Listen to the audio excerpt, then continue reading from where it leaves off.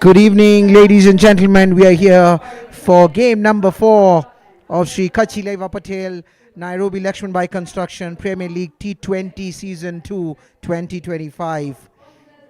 We are here for the match between PALORA Dragons and Playmasters. Earlier, Playmasters have won the toss and they elected to bat first.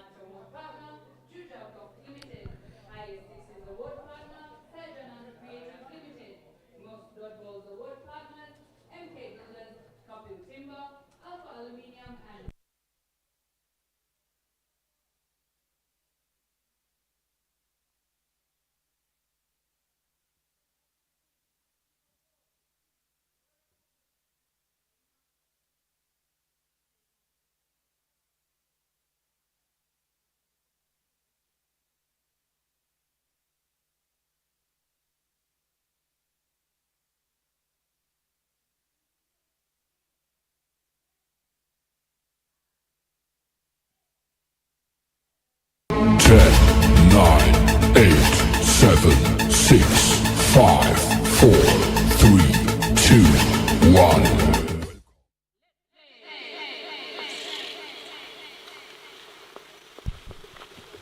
And he to start the proceedings with the ball, and it will be a dot ball to begin with. Manish Kerai missing the ball completely, and that's another tree planted, an initiative by the Sri Kachileva Patel Samaj Youth League. So we welcome you back again to game number 4. I have with me on the comm box Vishal Bojani. Vishal, new day, new match. What do you make of this? As we speak, trying to hit a lofty drive, but finds a fielder at third man, and that's first runs on the board for Playmasters. Good evening, gents. We are into game number 4. Welcome you all at the Sri Kachileva Patel Samaj for the LAXMANBHAI Construction Premier League Season 2. We have the Playmasters taking on the PALORA Dragons. Playmasters winning the toss, electing to bat first with a positive move by the captain Manish Kerai, looking to post a total of 150 to 160 with his long batting lineup, with Shubham Yadav, the overseas professional from India,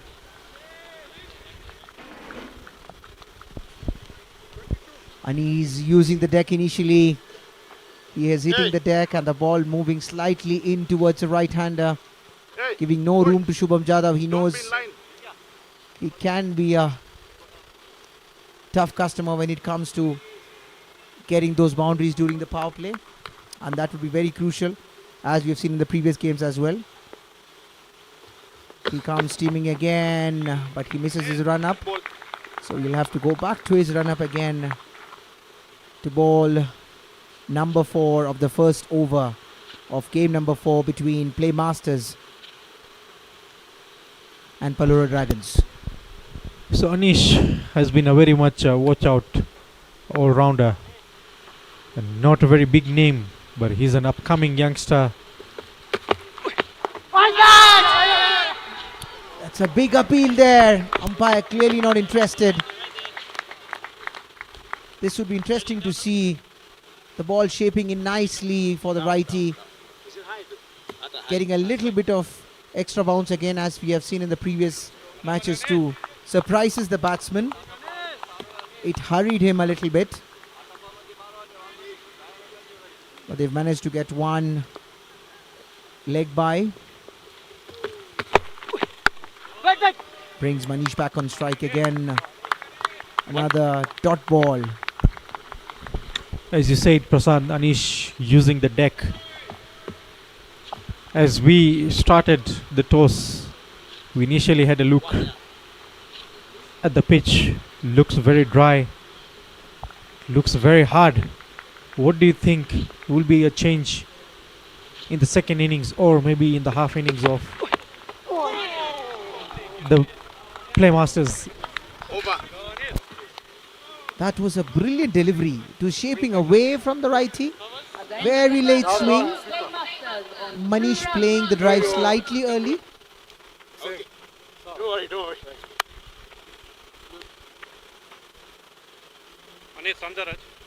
So that marks the end of the first over. The score is 2 runs for no loss. Some pleasantries being exchanged between Chandresh Irani, the wicketkeeper for PALORA Dragons, and Shubham Jadhav. So we have a straight spinner coming in to bowl the second over from the Hall end. Yagnik Pindoria, a left arm off spinner with a new ball, and with this deck, will it be effective for Yagnik to get something into it, to get into Shubham Yadav very early on enough? It would be interesting to see. To answer your question again, as we spoke earlier, the track looks very similar to the other tracks. I mean, a lot of appreciation goes to the ground staff and the groundsman and the management team of Kachileva Patel Samaj for creating such a beautiful track. I mean, it's very hard, it's dry, very good conditions to play. But I feel it will be very similar to the previous games. The ball doing a bit in initial overs. Left arm spinners who can actually bowl, use the deck. Yesterday we saw Yash Chavan using the deck very well. Even Chirag Sisodia coming in during the power play and using it very well. So this would have definitely encouraged the captain of PALORA Dragons as we speak. A good shot from Shubham Jadhav. Room offered. He makes no mistakes.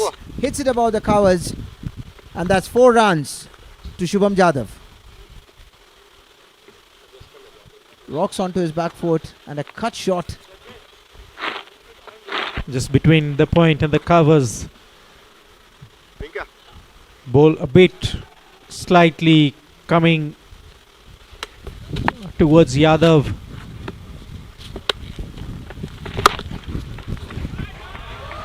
That's a slow sweep by Shubham Yadav. First 6 of the day.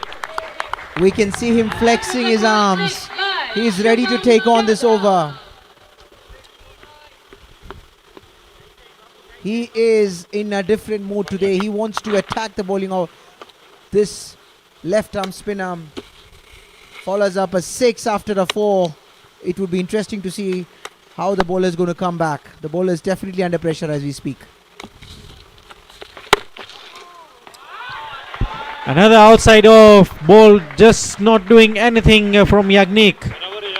Just bowling on a flat wicket, coming just straight towards Yadav. Just the same similar shot as the second delivery of Yagnik. Stand and deliver. I think he was expecting a quicker one, and that's exactly what he did. He darts it very quickly coming into Shubham Jadhav. It was the arm ball, and I believe he was expecting it. And he just stood there and he punched it between the point and the covers. 4 runs. The moment it left the bat, it had 4 runs written all over it. Pierced between 2 fielders who could only watch it sail across to the boundary. No. That's the length to bowl to Shubham. Don't just give him a room. Ball to him, wicket to wicket. Let him try something and might get a positive impact.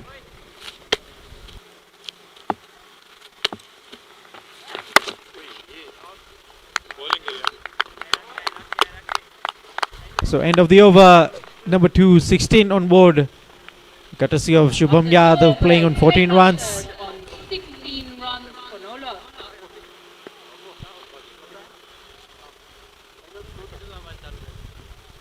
Vishal, having been someone who's been associated with this tournament from the inception itself, how do you see the progress of this tournament coming into the second season? I mean, what additional measures did you do, or what had you thought of as part of the organizing committee that you should be inculcating so that the tournament goes to the next level? It's technically just bringing in another initiative that we spoke about, planting of trees, and we also brought in an emerging player award, which is dedicated to youngsters, who we are encouraging them as we speak. Manish has been dropped by Thomas Ajijo on the mid-off, deep mid-off, hitting straight. As we speak about what improvement we've done is, as we speak, emerging player to encourage youngsters in that category. More youngsters are needed to play this game, make awareness of it, bring in the future back to this cricket. And what they need is just moving out, play the game, enjoy, and make some new friends. Absolutely, and as we speak, yet another single being stolen by Shubham Jadhav, the captain of PALORA Dragons. Might just be thinking, could that be a costly miss? Manish Kerai, a dashing opener who is well known for playing shots throughout the power play, and he can hit lusty blows. And as we speak, a lofted shot over the mid wicket for 4 runs is exactly what I was speaking.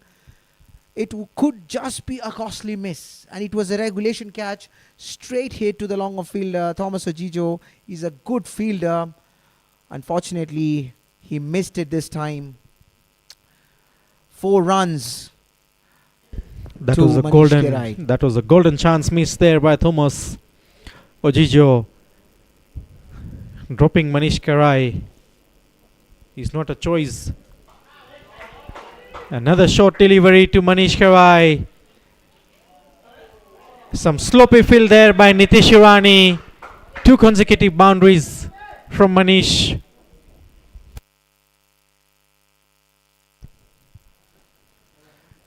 Short delivery, deserved the treatment, and he was quick to latch onto it. Makes no mistake, hits it towards mid-wicket. It could have still been stopped. Unfortunately, it was misfielding by the fielder, costed 4 additional runs. And this over so far has been proving costly.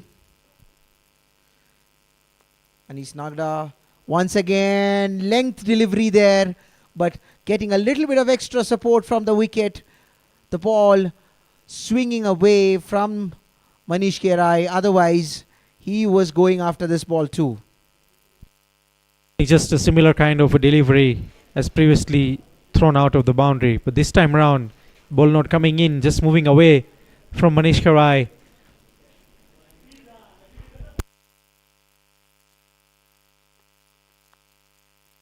Incoming delivery, bringing back the ball to Manish, ending the overs. 3 overs, 26 runs.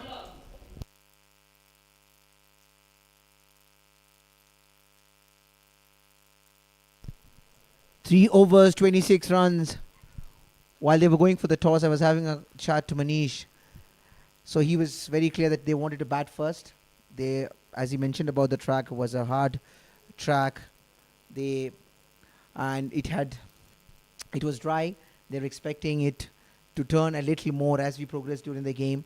So they were very sure that they wanted to get some runs on board, as he mentioned during the toss to you, that he was looking anywhere between 150 to 160, that they considered to be competitive total, and the fact that they have a very deep batting lineup with some really good players and amazing talent locally, as well as the ones who are coming from abroad, the professionals. They are actually making their decision count by scoring the runs, much needed runs for the first 3 overs. I believe has gone their way. It would be interesting to see how the next 3 overs are spanning out. Having said that, there's another bowling change. Rinkesh Vekaria is coming on. What do you think of this change, Vishal? As I mentioned, there is no turn in this wicket. Similarly, just need to use the deck, the length right, not pushing much of it and moving on well. Rinkesh does not spin the ball well as well. He likes using the deck.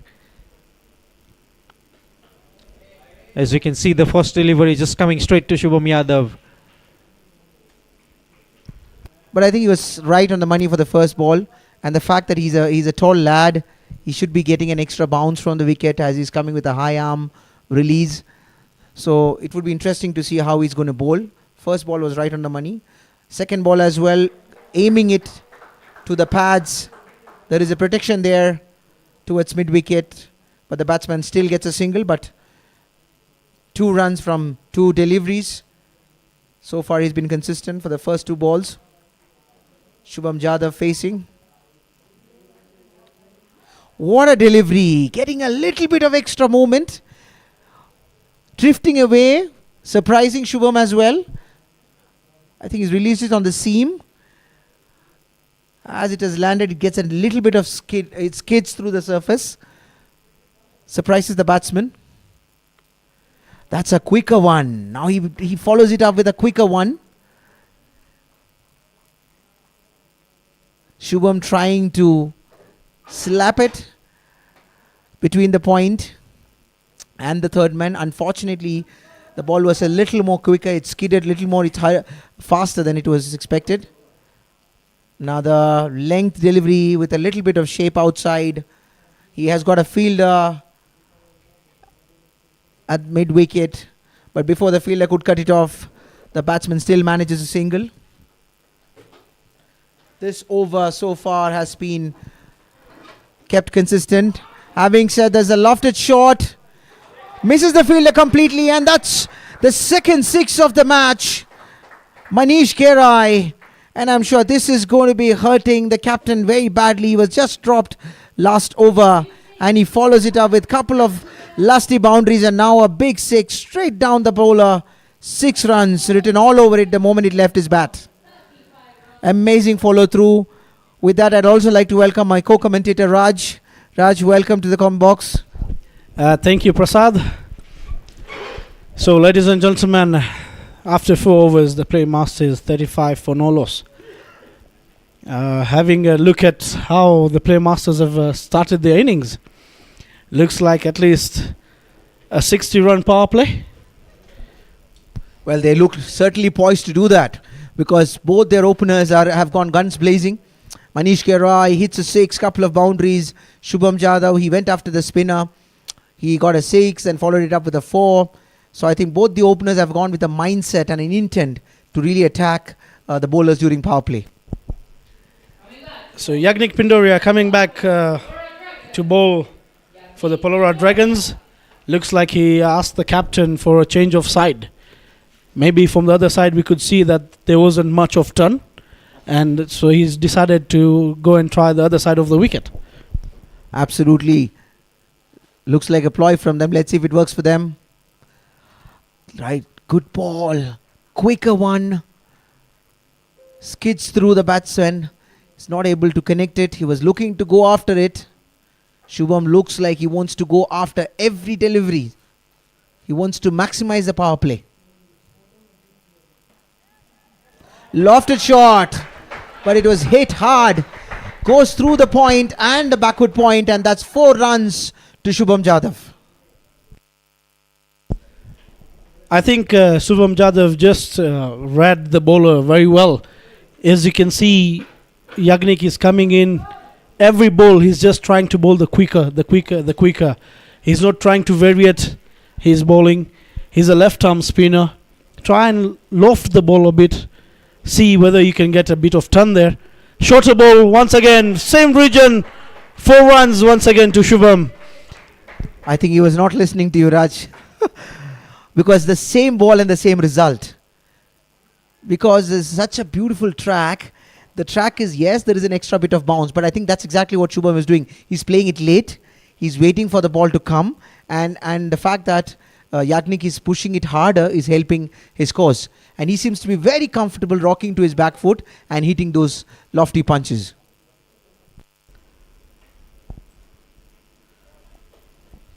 Down the leg. Just getting a bottom edge there running for a single. Rotating the strike there, Shubham. 4 balls in this over, already 9 runs have been added up to the total of Playmasters. This already looks like an expensive over. It'd be interesting to see how Manish. Good delivery here. This is what the doctor had ordered for Yagnik Pindori and for PALORA Dragons. And I think this time he was right on the money. Good delivery. Arm ball coming in. Another one. Again the arm ball. Missing slightly, drifting down the leg. But he had the square leg fielder. And as it goes to the square leg fielder, it was a dot ball, which means another tree planted. A good initiative by the Kachileva Patel Samaj Youth League.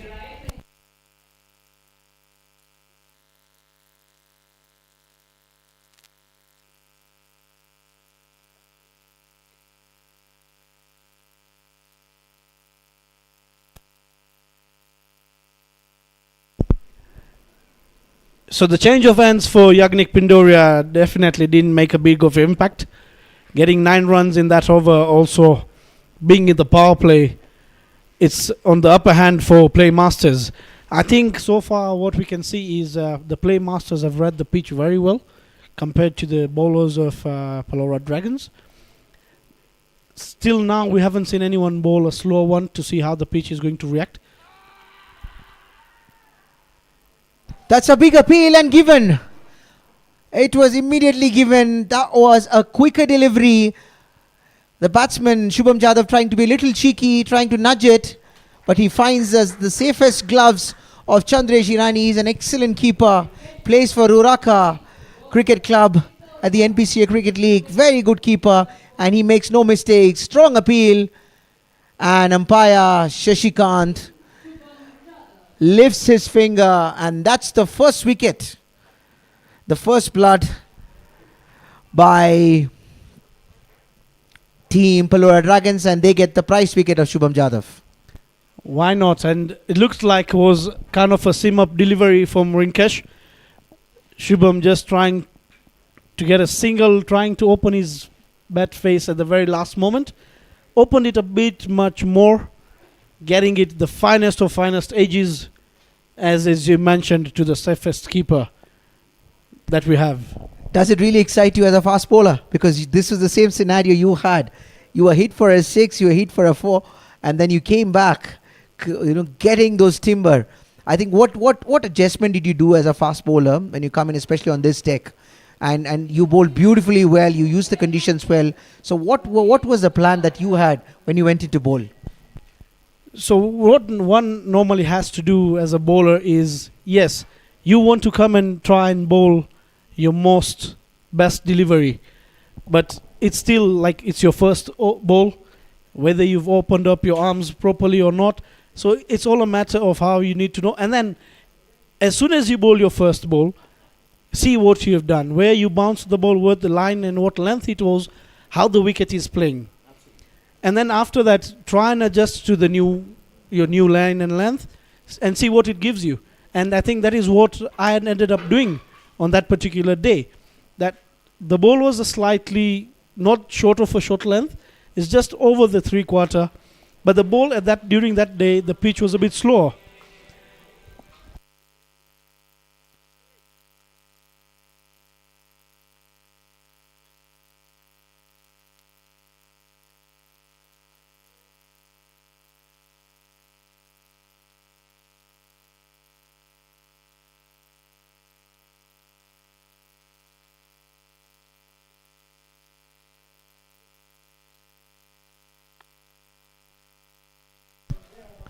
That's a single stolen by the batsman again. Unfortunately, no. It was good fielding, making sure there was no single on that delivery. 5.3 overs, his last 3 balls of the power play. Another good delivery. Rinkesh has been right on the money this over, not giving any room to the batsman, not allowing them to free their arms.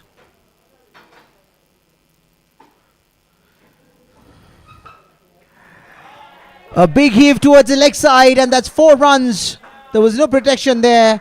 The ball slightly drifting, length delivery.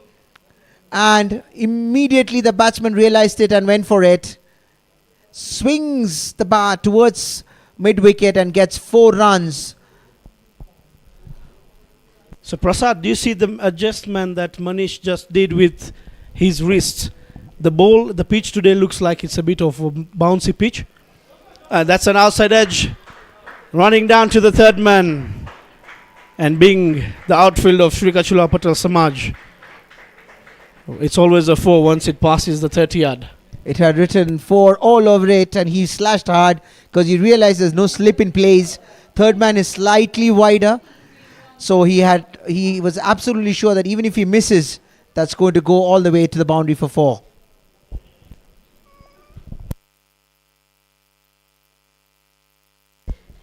So after the end of power play, Playmasters at 53 runs for the loss of 1 wicket.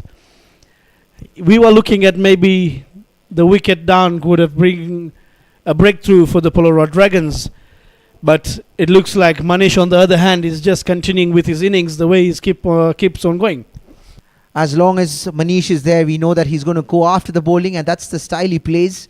When he plays for Kachileva in the same way in the league, so we've seen him for many years. That's the style he plays. So till the time he is batting, you can definitely have some fireworks at Kachileva Patel Samaj Stadium. And it would be also, he would definitely entertain the crowd who's come here today evening. For sure, because for Manish, he tries to reserve his energy, not running between the wickets. But now on the other side, we have Rajiv Sutaria, who likes rotating the strike very much, keeping himself busy in running between the wickets. So that is where now maybe the PALORA Dragons need to know. We see the one thing about this franchise is that we play as all individual teams in our NPCA league. But in this franchise league, we come up and play for one different team, but from different teams for one team. And each and everyone now knows that which player plays how. So they need to even adjust themselves, understand how the player is going to play them, set your fields accordingly, and bowl to your fields. Not only set your fields and then bowl negative to your field. And that is where I think so far that the PALORA Dragons have gone wrong. Their field according to the power play, but the bowling was not as per the field set. Yeah, absolutely. I agree to a large extent with you. And at the same time, they were not also understanding the deck. The bowlers were taking a little bit of time to understand. I would say the line that they bowled, and in some cases the length as well, was not what they would have wanted to do. And of course, they were penalized rightly by two flamboyant openers who really like to go out there and play their shots, express themselves. They don't really care who is bowling on the other side. And having said that, we saw the intent again from Manish. He wanted to go after the previous delivery. He would have considered himself unlucky to have missed out. That was a shortish delivery. The ball turning away. It's a stock delivery from Nitish Irani. But Manish still gets a single.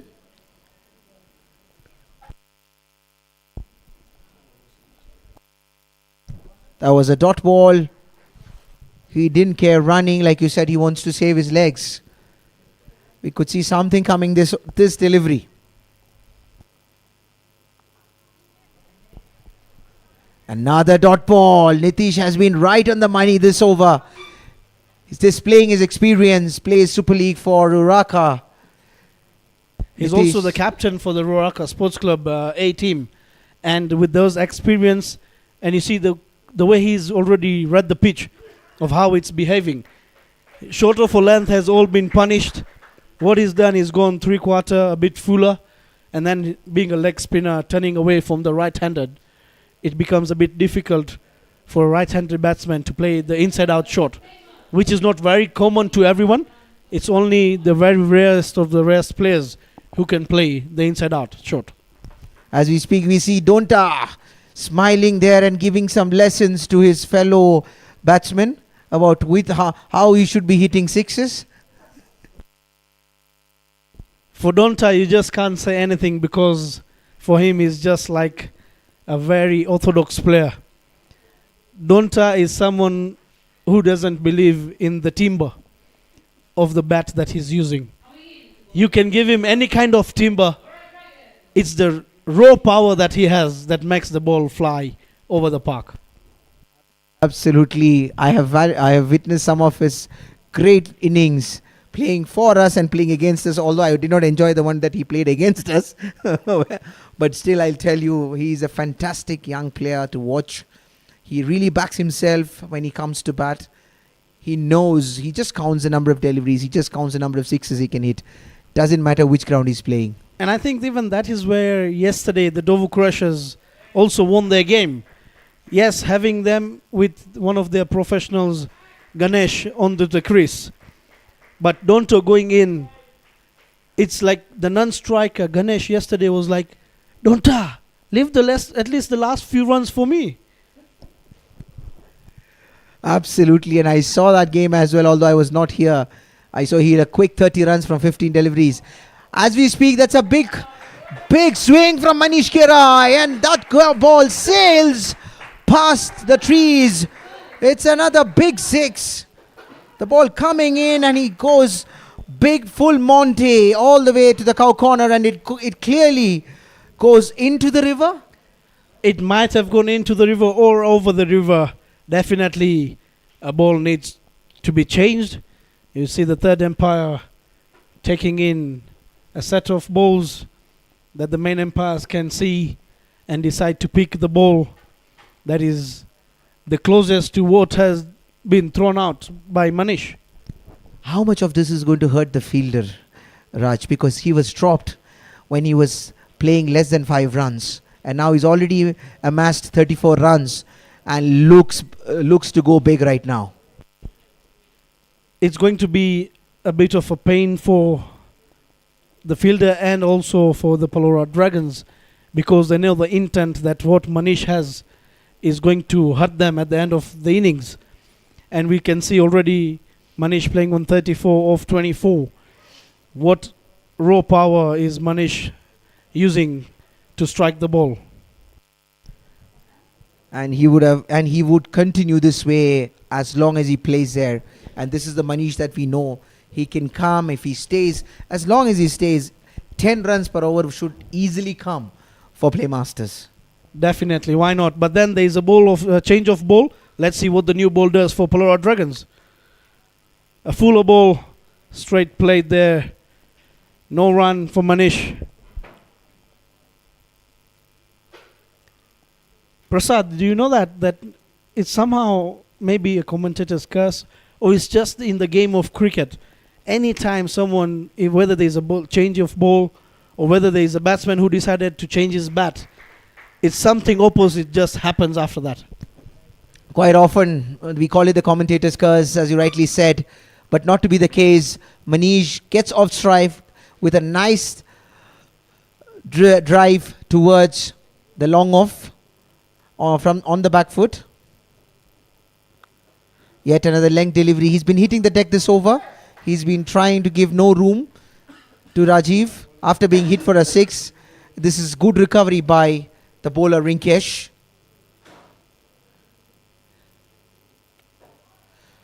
Trying to be cheeky again, but he has to be very careful. Chandresh is a very, very smart wicket keeper. He can make those finer adjustments, and that's exactly how they trapped Shubham Jadhav. Definitely, yes. So after the end of 8 overs, 64 for 1, the total for Playmasters. Looking at a run rate of 8 and over, the total of Playmasters after the innings can be around 160 runs. That's exactly what the captain was also hinting when Vishal was asking Manish that what is the total that you would be expecting. So he said about 150 to 160 would be considered to be a good total, because I think the highest so far in the 3 games was 145, if I'm not mistaken. And it is also interesting to see how they approach, because out of 3 games, 2 games has been won by the side chasing, while the another game has been won. The first game that you played was won by the team that batted first. What a shot that is from Manish. Brilliant fielding there. I would say that's the experience of Nitish, putting the fielders in the right place. Just getting a single to Manish.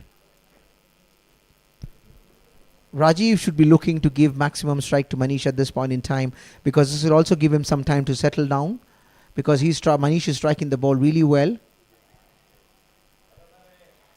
Rajiv still, it's a risky single. There's an appeal here, but they've made it in time. Good running between the wickets. This is something that we've actually picked up in the past games as well. We've always seen that the running between the wicket standards have been kept very high by all the teams. I think that's some good cricket to see that it is not just about sixes and fours. It's also about some good running between the wickets. Yes, definitely. And you see, for everyone who's viewing or even has been experiencing cricket, you need to understand that T20 is not a game of only boundaries, but it's a game of planning.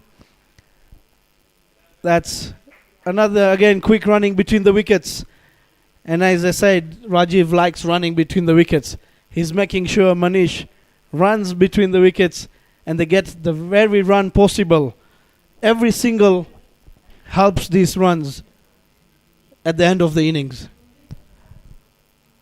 Well said. That's an uppish delivery. Flighted very well. Rajiv drives it down towards long on. Still manages to get a single. It is only a matter of time before Manish decides to strike again. So far, Nitish has kept him quiet this over. It would be interesting to watch how he goes after this delivery. The instincts of Manish coming in. Unfortunately, that was a big heave going across. He wanted to sweep him, but misses completely, inside edged, and that's another wicket. And that's the first wicket for Nitish Irani, and it also marks the return of Manish Kerai back to pavilion. I'm sure the PALORA Dragons are going to be very relieved right now, Raj. Definitely, they need to be very relieved. If you look at the shot that Manish tried to play, Nitish Irani keeping the ball away from Manish. Manish is trying to pull the ball from the offside to the leg side. Tries to go for a slog sweep, gets an inside edge, and he's been clean bowled. I'm sure looking back at the shot that he played, he's not going to be very happy with himself, because remember, he's a leg spinner himself, and this was the stock delivery which was going away from him, and he was trying to play against the spin and try to get it towards the cow corner. It could have actually had a top edge as well, but he missed it completely, got an inside edge. So looking back at his shot, I'm sure he's not going to be very happy with his shot selection. Definitely, yes. But that is now, you see, even what happens is each and every player, with the assistance of the live telecast that we're doing, we also have a recording that happens on the YouTube. So each and every player, the way they played the game, they can go back after the game is over today at night, try and see where they went wrong, and maybe coming in the next future games, in the upcoming games, they can do a bit better and help their team in that. Absolutely, and that's a great thing, that to be able to get the assistance of the live feed, to be able to see where they've gone wrong, and this will be a good assistance for their coaches and support staff to guide the players in the upcoming games as well. In the meanwhile, Shubham gets off the mark with 2 runs. Another young prospect from India, Shubham Chag. We have seen him in the domestic circuit for the past 2 years. He came in initially as a professional for Oraka, played the Division 1, then moved on to Gara, played for the Division 1, and now they're playing for the Super League. Good young lad, young prospect, good batsman, very steady head, and he's also making some scores for them in the league. Yes, and we've seen for Shubham Chug, he's quite a very temperament player. He likes to play his game. He likes to enjoy each and every ball come to the bat. And it's the timing, and I believe it's the background from where they're coming from that is giving this all intelligence within their head to play the game of cricket. And this is the time and the opportunity for the local boys to understand and learn quite a bit from all the professionals that we have for this particular franchisee tournament. Absolutely. And in fact, that's exactly what we were discussing yesterday also in the com box, that this is a fine mix between the local talent and the professional players. So the local talent also gets to rub shoulders with some of the professionals who've played good leagues in other parts of the world. They bring a wealth of experience during those times when they share the dressing room together, all the time on the field and even off the field. They could learn quite a bit and improve their cricket or how they look at the game, beside what all they already knew. Absolutely, that's right, Prasad. One thing that I would like to even inform everyone and the locals who are also following this tournament is the professionals who are here, they are here for a short period of time. And it's not that you need to learn from A to Z everything. Try and pick the 2 or 3 basic points and try and smoothen them. And that is where now you start learning. And what a shot there from Rajiv Sutaria. A bit on the outside from Aditya Vekaria. And rightly slapped through to the point region for 4 runs. Room offered and Rajiv was quick to latch onto it. Made no mistake. And gives it the treatment it deserves. And gets 4 runs to his score.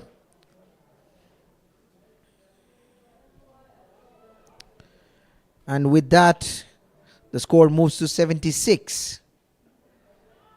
Another delivery, but a little more uppish, a bit more flight offered by the bowler. In this game so far, we've not seen the batsmen using their feet. We've not seen batsmen stepping out so far. Looking at that, I would say it's just because the wicket is doing quite a bit. And a brilliant shot once again there from Rajiv. Same region, opening the face of the bat at the very last moment.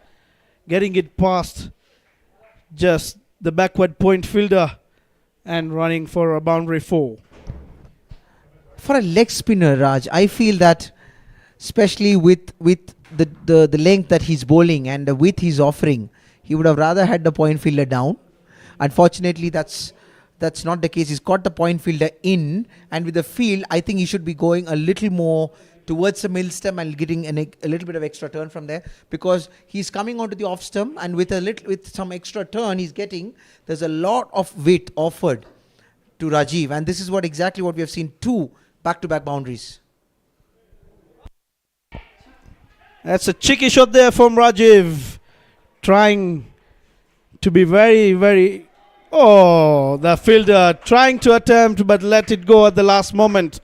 And the ball touching the boundary cushions. Another consecutive 4 there from Rajiv. And this is where now you were talking about taking the point fielder deeper. And that is what they decided to do. The point fielder was a deeper. He got the sweeper in.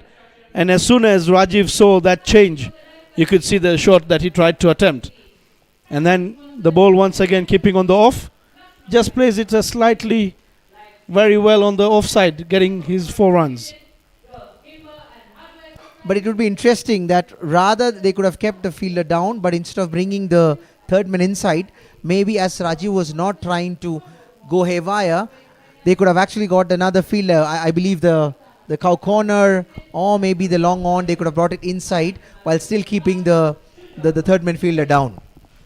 Definitely. For me, as if I was a leg spinner, or I would have been a captain for the PALORA Dragons, I would definitely bring the long on to be as a mid on, because anyone trying to play against the spin, you're a right-handed batsman, you're bowling a leg spinner away from the batsman, it is not very easy to play you over the on. So definitely bring your on field on the top and bring your off field at the boundary, and then let them play the ball outside the off. And also the way this has to do with how Rajiv plays. If people, as you rightly said, they are playing in the league together, you wouldn't see Rajiv hitting a lot of long on shots or towards cow corner. But yes, he likes the covers, he likes the extra cover, he likes the point, and a little bit of cheekiness towards fine leg and third man. So these are the areas that he's if you look at always Rajiv's wagon wheel, these are the areas that Rajiv has been playing. So as a team, you would rather want to bring your long on inside or your cow corner inside. Yes, you can definitely have a sweeper down, so the square leg, because he likes sweeping as well. But with the length that that the bowler was bowling last over, it was very difficult to sweep him. So he could have either gone to play the cut shot or the cheeky shot that he did at the last ball. Absolutely right, and that brings end of 10 overs. 84 for the loss of 2 is the total for Playmasters. I also wanted to understand from you, Raja, as someone who's been there in the organizing committee of this tournament from the very beginning. We see a lot of franchise cricket coming up recently. There was the NPL tournament which is happening. This is the second Samaj Premier League happening. We obviously had a few other tournaments as well. Do you think that the franchise cricket which is coming up these days is really helping the cricketing fraternity here and the cricket in large, where the players come together and play, and it also brings in the best out of them by playing with different players, different ideas, and also some professionals? Rightfully said, all these tournaments happening day in, day out, or year by year. And every tournament is different in its own aspects. Every tournament, you see, yes, we have a franchise team here, but to continue again, what a shot there from Shubham Chugg. A bit straighter from Nitish Hirani. And rightfully swept there. Brilliant shot there from Shubham.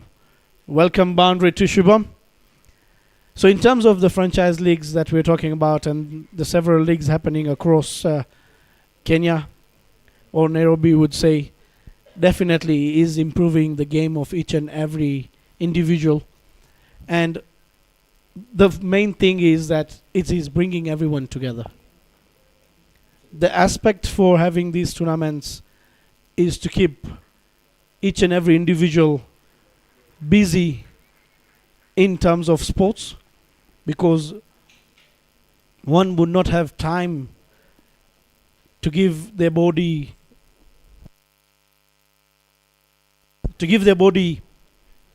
the energy that needs, and with sports is what we'd as Sri Kachilewa would like to promote. Absolutely. Extra flight, a little bit of skidding from the ball, and Rajiv was not able to connect it. For Playmasters, they would expect Rajiv to attack a little more, because he is the set batsman right now.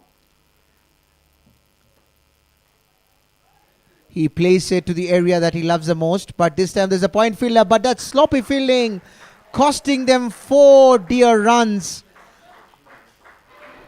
The bowler clearly looks upset, and I'm sure the captain is also not going to be happy about it. It was a regulation stop for the fielder, but he misses it completely and gives in 4 runs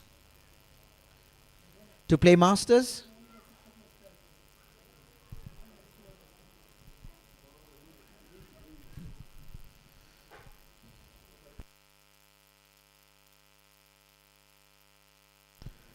We see the young lad, Dev Patel, ready to steam in. He looks like he's going to be going in next.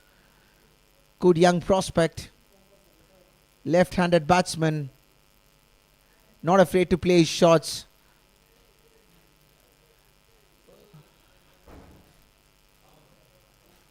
And when he goes for it, he goes really big.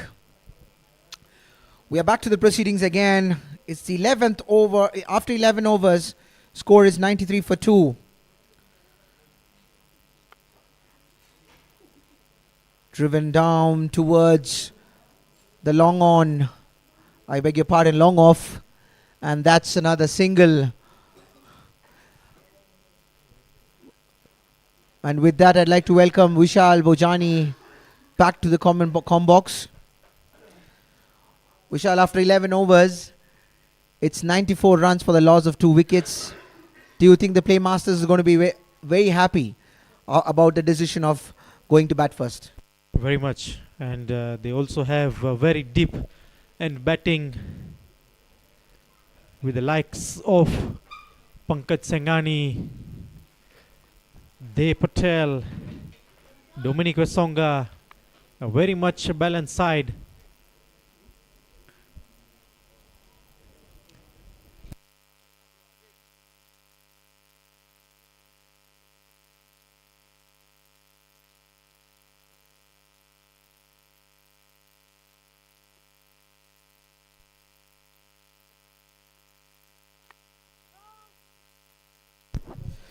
Hit back straight to the fielder there. Anish Nagra cutting it. Aditya has been on the money this over, not allowing the batsmen to free their arms. With just 2 wickets lost, Playmasters would be trying to cut loose. Rajiv clearly not happy. He would have wanted to hit it much better. Slightly short of length. He almost rocked onto his back foot and wanted to hit it towards the mid wicket or the cow corner. But the ball hurried him a little bit with some extra bounce from the wicket. Another delivery. Bowling outside off stump to Rajiv. Shout of run out there. A third umpire has been involved.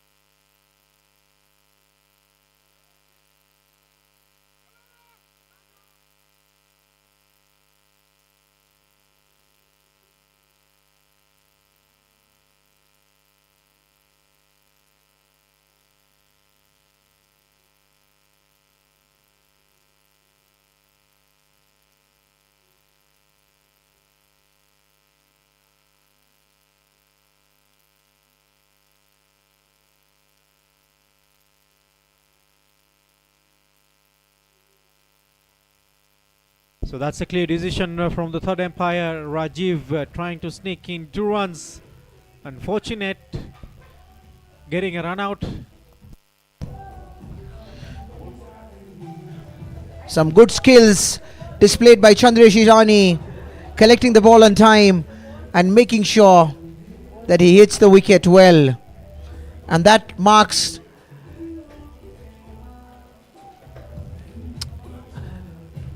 the return of Rajiv Zutaria.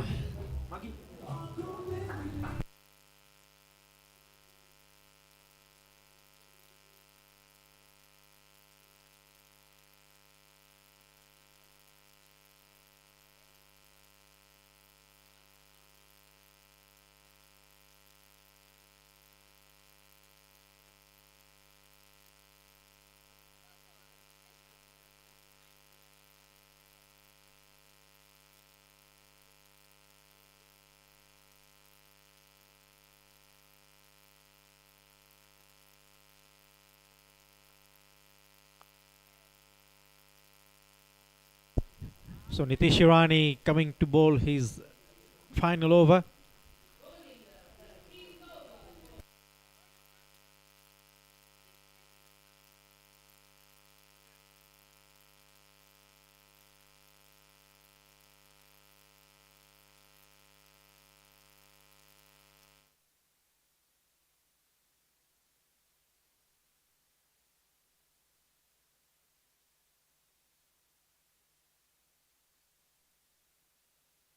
A flighted delivery to Pankaj Sangani.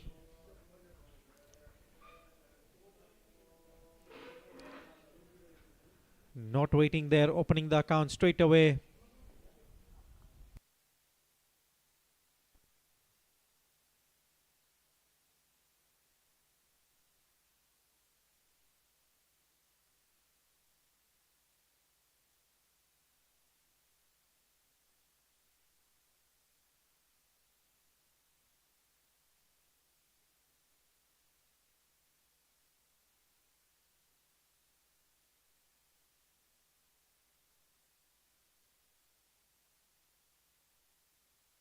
So Shubham Chunk will have to play a good role there to bat until the 20th over in order to score big runs here on the board. With the projected score 160, Prasad, what do you think? I feel the PALORA Dragons, there's an appeal here again from PALORA Dragons. Umpire clearly looks not interested. It's been referred again, I beg your pardon. Some great work behind by Chandresh Irani. This is the third dismissal where he's been involved. It would be interesting to see how it spans out for Playmasters.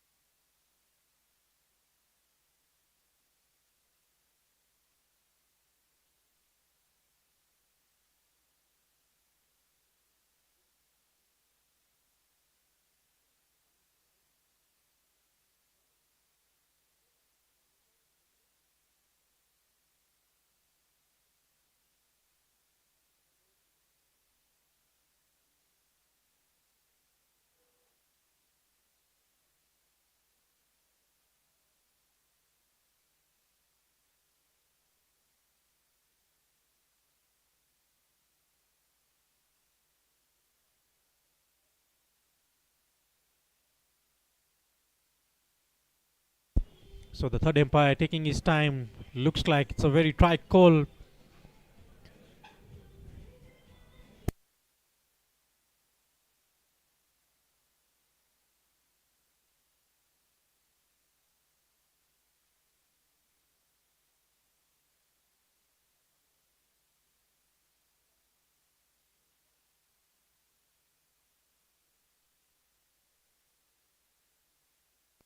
As we wait for the decision, the third umpire has declared it out. The Pankaj Sangani stumped.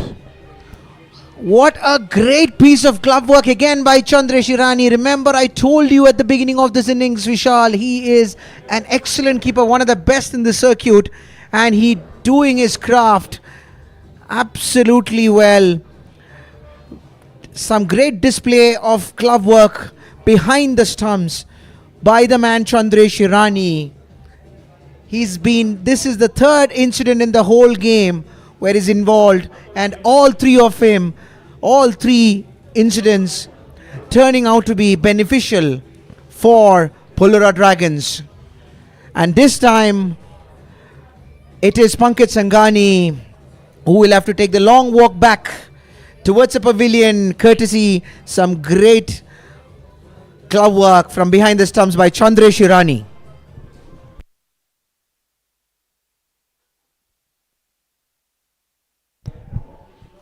I'm sure the legend himself, MS Dhoni, is going to be extremely happy if he sees this quick lightning stumping.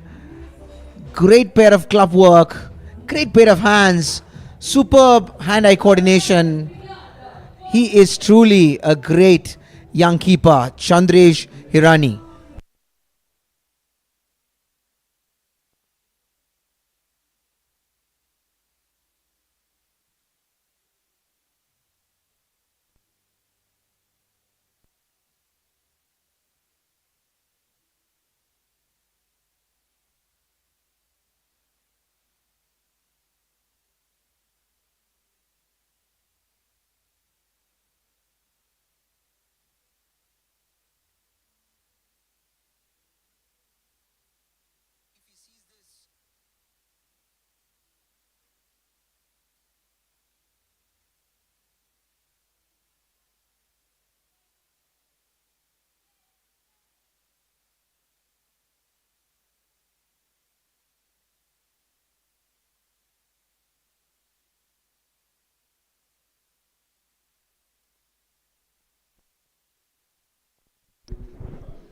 That brings in the lefty batsman Dev Patel to the crease. Another good young lad. Plays for Gara Cricket Club in the NPCA League in the Super Division.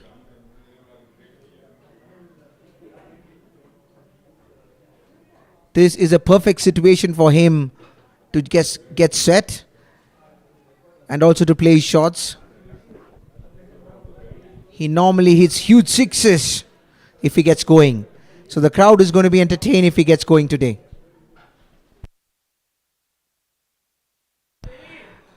Good first ball from Nitesh Irani, showing the full face of the bat and plays a front foot defense.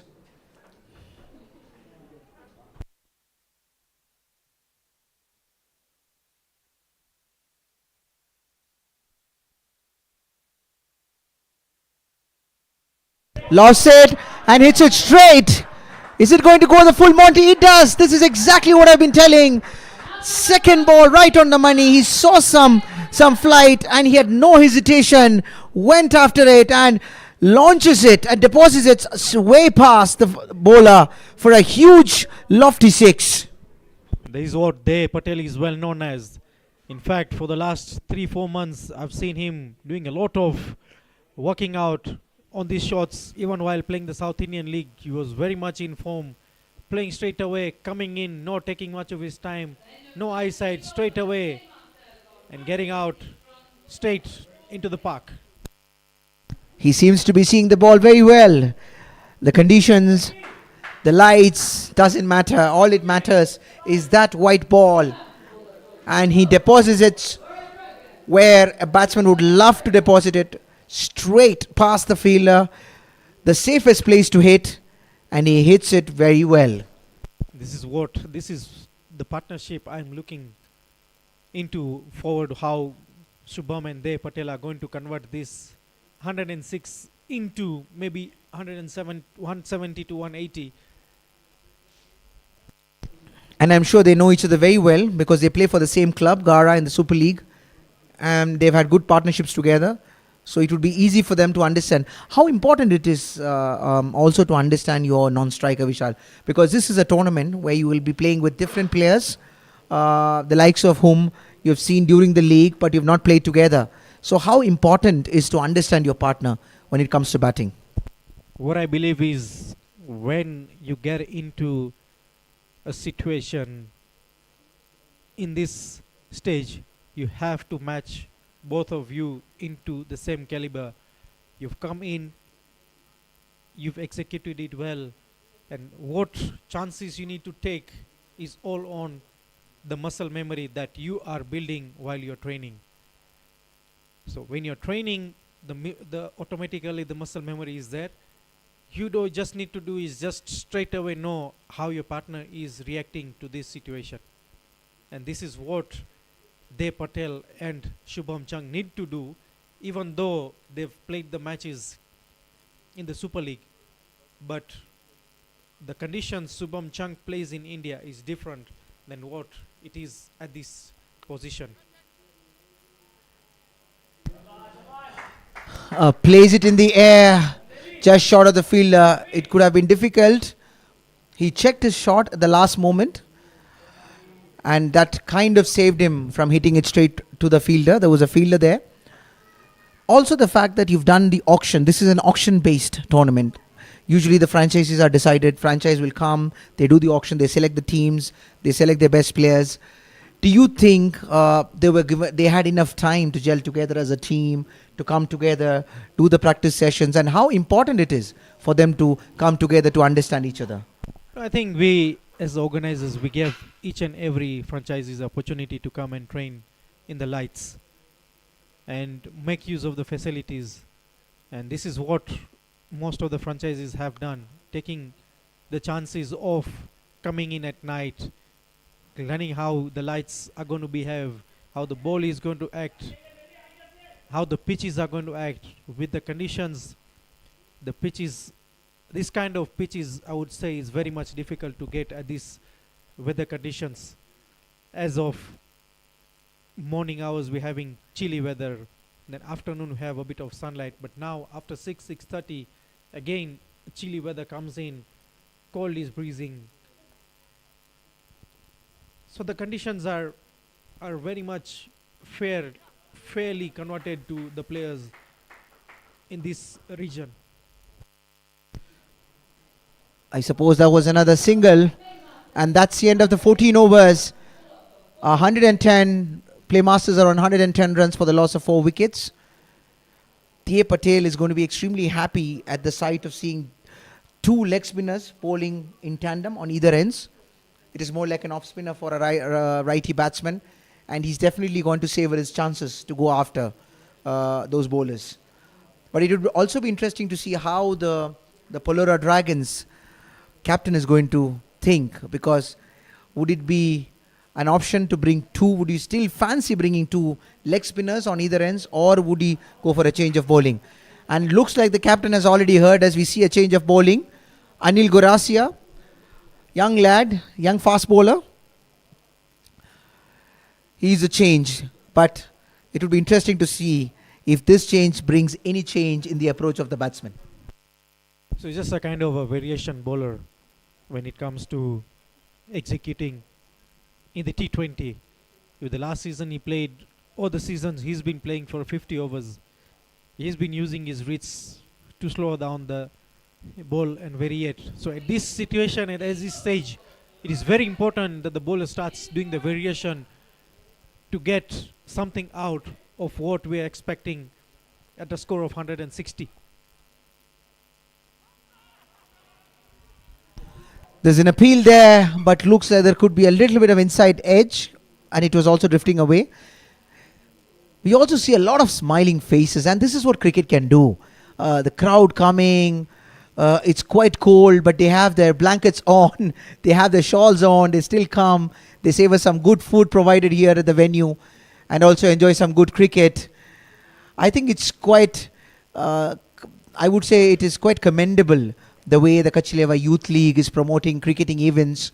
Especially you've done quite a bit in terms of bringing the lights here, That was a massive effort. Take us through as to how difficult was the process of setting up lights, and especially this is something that is new into this country. We don't have similar stadiums to the likes of Sri Kachileva Patel Samaj with the lighting facilities. How difficult was it? So as we speak, the initial planning was started before even the COVID, I would say. But when the COVID came in, the project got hold up. The quotations got hold up because nothing was coming in, nothing was going out. So we had to pull ourselves back. And then once everything was back to normal, that is when we started all the process of getting the approvals, getting out all the documentations, getting the quotations, doing the importations, and all those facilities once opened up. This is when everything started coming out well enough. But yes, not an easy task to do, but end of the day, nothing is easy and worth it. As you can see, we've been holding up so many tournaments so far. I think with the way the venue has been used at night,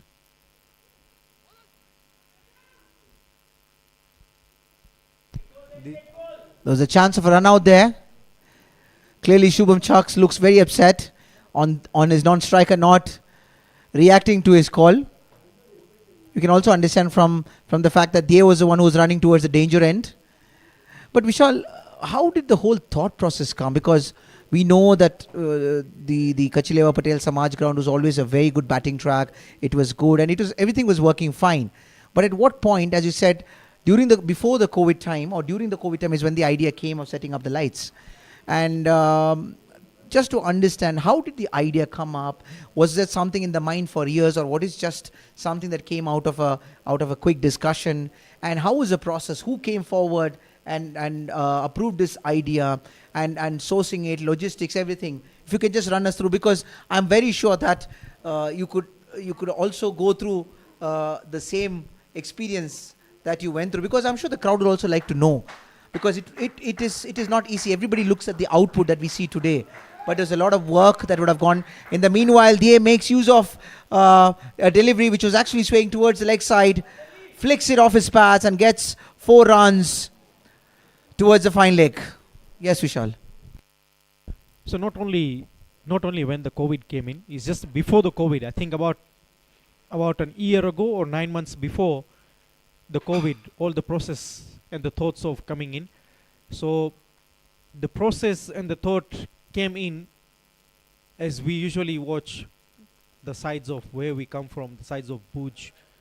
We have our villages where most of the cricket is being played under the lights at night, and whereby also the thoughts of Pravitra and everyone who have been telecasting. So what we came in to consider, when I was the convener of the youth league at that time, the team suggested, what if we do something kind of this in this situation to help our youngsters bring up the game, and not only youngsters but bring up something professional cricket, whereby apart from Ruaraka Sports Club, where they had their first lights, where they used to host tennis cricket, and we also had a game, we played a friendly game as well, to know how the ball is reacting, how the players are reacting.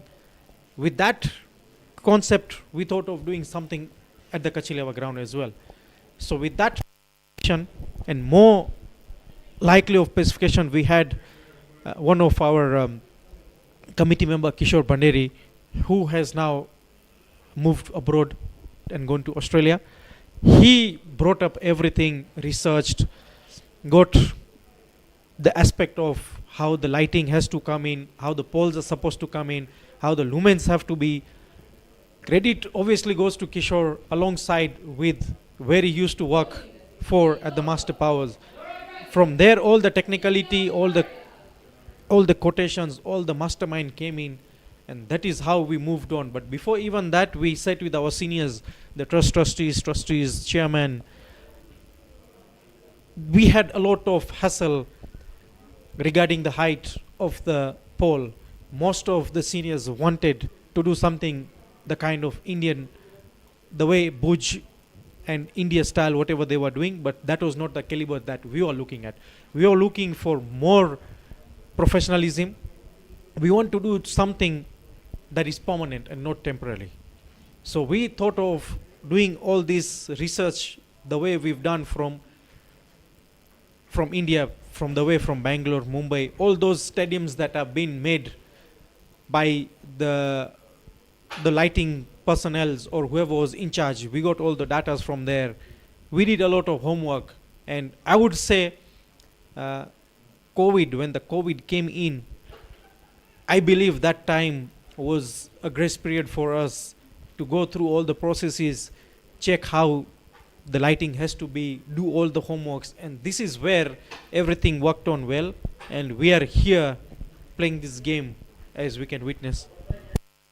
Great. I mean, it's a commendable job done by everyone in the Kachileva team, like you said, the youth league, and of course with great support from the seniors. How difficult was it to organize the funds? Because I'm sure this would have been a big budget. It was not easy. Not some of the thinking about having it itself would have definitely raised some eyebrows. So how supportive was the committee, and how did you manage the funding? To be honest, Prasant, when we are sitting with the managing committee in the monthly meetings, it is very simple. You want to do something, bring your proposal. What you need to do is you should have is pros and cons of what you need to do. So we were ready for it. What are the pros, what are the cons? We were all ready to set up whatever way the possible. Yes, the eyebrows were high, but the managing committee to Youth League has never been a no to the youth anywhere. Whatever you want to do, do. But the aspect and the beneficiary has to be behind the cricket. And I would say once we started the cricket and how the lights have been done and everything, we've seen a lot of youngsters upcoming. When you do the trainings here, we have so many youngsters coming in to do the training, to enjoy the game. When they come to night cricket, they love this thing. So it is technically not being a beneficiary to only us, but to all the youngsters, the upcoming youngsters, to the public as well.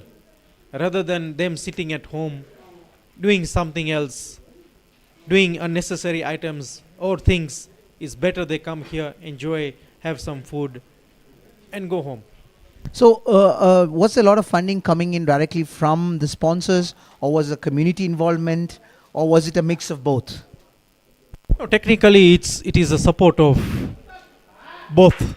I would say, some engineers who came in to survey, they know that this is a community personnel. They usually do for an initiative, and it's not matter about charging.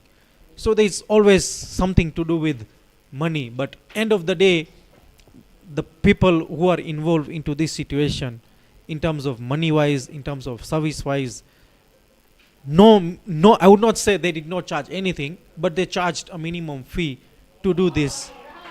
And obviously it is a high budget to set all this thing up. And in terms of funding, it's the full committee that has taken over it. The funds have been utilized from the SCLPS management, and to give back something to the youngsters as well. Fantastic. What an idea, and what execution of the idea. Precisely, a big salute, a big thanks to the entire committee of Shri Kachileva Patel Samaj, the youth wing, and everyone involved in this, that we are able to, courtesy of whom and the efforts of which is bearing fruit today. We are seeing such lovely cricket. The fans have been entertained, and it's also a great pleasure for us to be sitting here and commentating such a great match under the lights that has been made possible by the Kachileva Patel Samaj. Having said that, getting back to the game is progressing nicely, where there's a good, nice partnership being found between Shubham Chugh and Diya Patel. As we speak, yet another big hit from Diya Patel. It finds all the way, goes into the parking lot.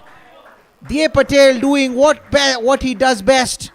Yet another huge six of the leg spinner.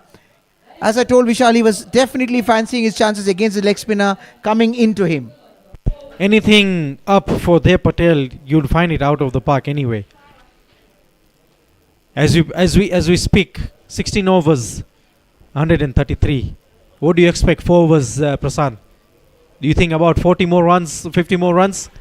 40 runs definitely possible if both of them are playing. If they are still playing, he's definitely going to get his go after the bowling. He's a very strong young lad. He can clear the fence easily. He'll back himself up to clear.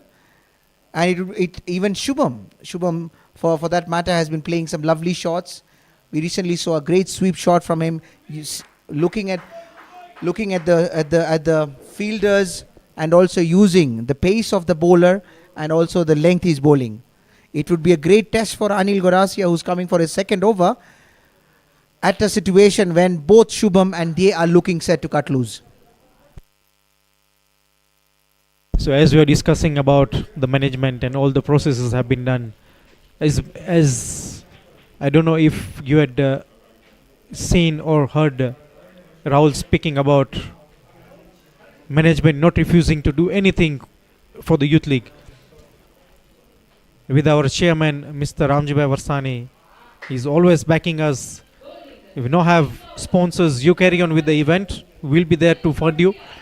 Anything that comes out is always supportive from the managing. Without the management, nothing is possible here. Well said, Vishal, because if you look at any of those inventions or any of those new things that we see these days, I think it takes the clarity and purpose and vision of a team, and it also depends on how they are supported well by the managing committee. I mean, that really speaks. I mean, the fact that we are having such good facilities today really speaks volumes of the support that you must have received from the entire management team. I think it's a good example to the community of how the SCLPS has been handled, these grounds and everything that has been put up. It's not only for the youngsters as well, but all the guys who are involved in the game of cricket is always a beneficiary.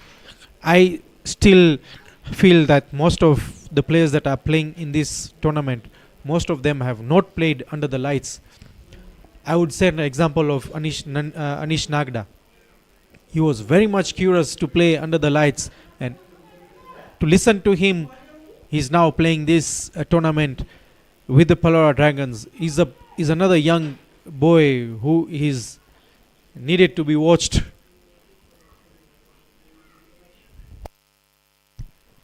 Anil doing a good job this over, giving only 1 run in 4 balls. He's actually giving it a little bit of shape. He's getting the ball to move in. He's slowly rolling his fingers as well, trying to adjust the speed, trying to adjust the space, and also he's varying his lengths beautifully well. To be able to come back on the 17th over and to be able to contain the batsman, especially when both of them are looking to cut loose, this young man has got a good head above his shoulder. As we speak, that's a good shot, but straight back to the fielder. This Anil, some good bowling from Anil has produced yet another wicket. As we were just speaking, Vishal, that young boy has been bowling well. He's understood the wicket, he understood the conditions, he's been mixing his deliveries well, and it actually helped him. Deceived Shubham Chak could not get the elevation and the distance that you would have expected, and only finds the fielder who makes no mistake, collects it beautifully well, and that's another wicket down for Playmasters at the end of 17 overs, 135 runs for the loss of 5 wickets. I think just 2 runs of the over at this stage is a key point to PALORA Dragons. Looks like they've backed themselves up and they are coming in strong and trying to dismiss or to pull back the Playmasters with what the projected score is about to say. Tell me something, Vishal. What has interested me also is the fact that your DJ has been very crafty.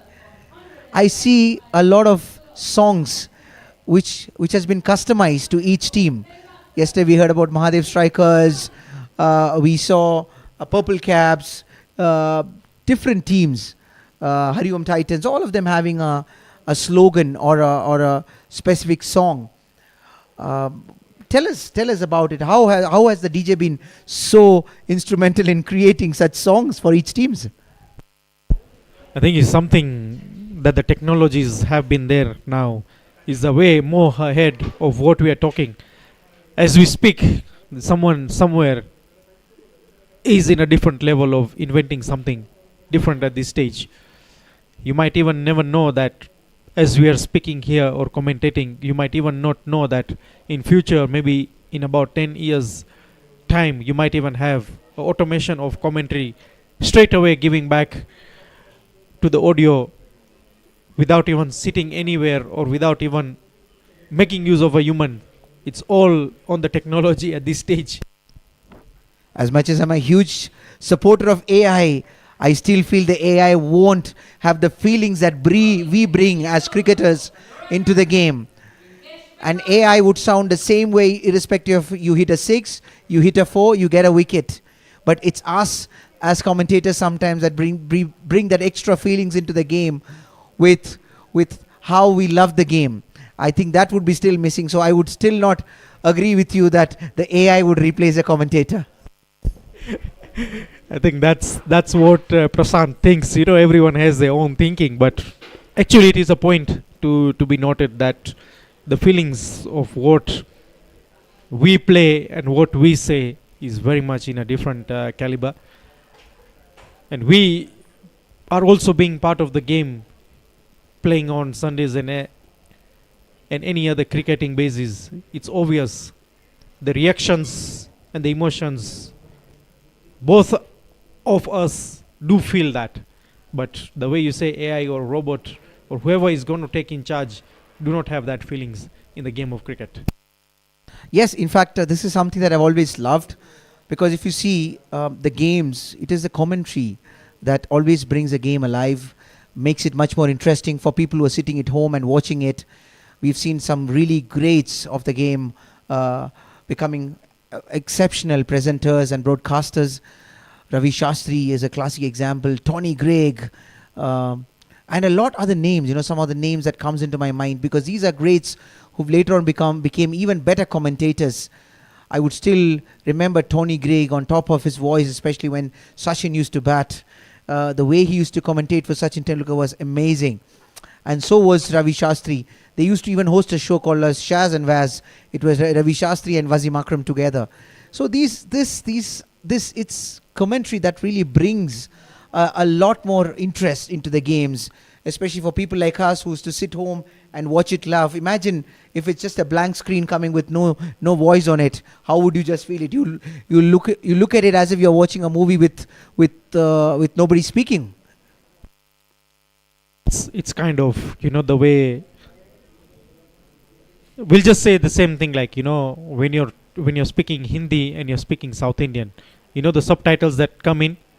I love watching South Indian movies, but the language of the South Indian movies is not what I hear it. But when you have the dubs down at the bottom, that is what we take the feelings. So that is how the feelings has to be there with the cricketing match, and this is how has to be. A silent, emotional is not what we feel to be in the cricketing match. And more so in the past, if you remember, people used to watch on radio. So it was only a broadcaster who would tell them what's happening in the game.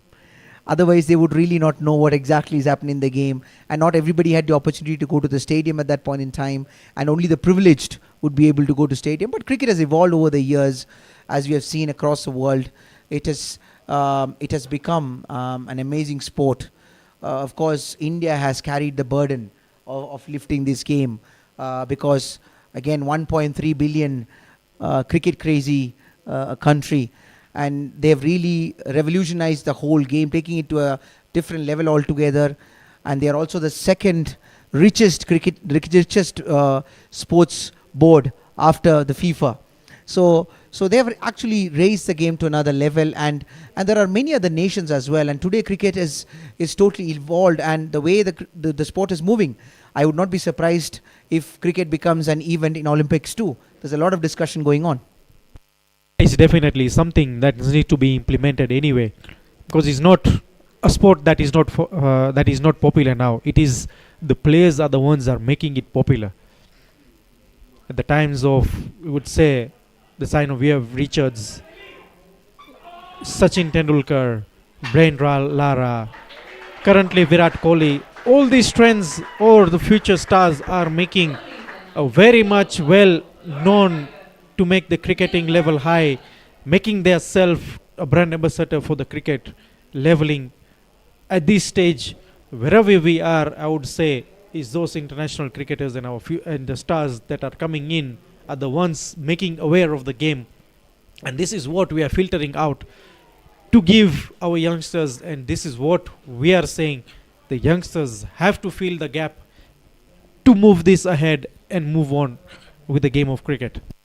Absolutely, and we also see a lot of cricketers giving it back to the society, be it in terms of promoting education for the underprivileged, supporting the underprivileged kids. A lot of character development happening, and cricket is a sport that I believe is not just teaching you to play.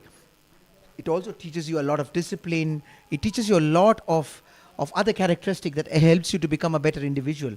Because I remember the great Sachin Tendulkar mentioning in one of his speeches that it is important to stay true to the game, and it is always important to be a good human being and not just a good cricketer. It's all about getting the discipline right. Any sports you play, if you don't have any discipline, it's not something to carry on with. Discipline has to be there with the game of cricket or any other game of sports. Otherwise, something that is going to bring you up is something that is going to bring you down as well. Rightly said, and that's perhaps the discipline of the Kachileva Patel Samaj Youth League that has made this tournament possible. Wild swing from Dev Patel, not finding the middle of the bat. Get another single. This youngster, Anil Gorsia, in fact, has really impressed us, because if you see 3 overs, 14 runs and 1 wicket, and at a time when Dev and Shubham Chag were trying to cut loose, he has to bowl those tough overs, and I'm sure he has not let his captain down at all. Absolutely, he's put down the projected score to about 155 as we speak, and we were talking about as we speak, you are talking about a total scoring to about 160, 170. The projected score has come down to 153. I'm sure the captain of Playmasters would still be happy if they can cross 150. They look poised to score 150, especially with Dev Patel still on the field, and he seems to be the one who will be taking up strike in the next over, as they've managed to get a 2 runs of the last ball of the penultimate over. It looks like Anis Nagda would be the one to do the proceedings in the last over, and he is someone who likes to hit the deck, and they would fancy his chances to go after. And I think he'll be bowling to the longer side, or is it the shorter side that he'll be bowling to? But if he's going to hit the length, he's going to go after the bowling.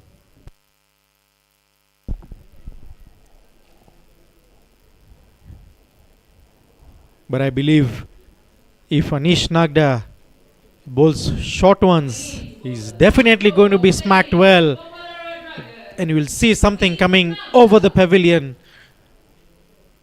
What I believe is, if the 2 batsmen, they and Harish, have set a target, there is something will obviously run positive. If at this stage they'll say, let's try and bring it to 150, they might land up to 155. It's all about the mind games of how the target has been set. If they've set a target of 160, I believe if Dev Patel believes in himself, he might score 160.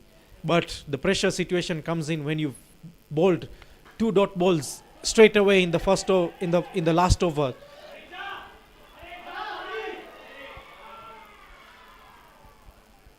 Length delivery there, and they went after it. He wanted the second run, but denied by Harish.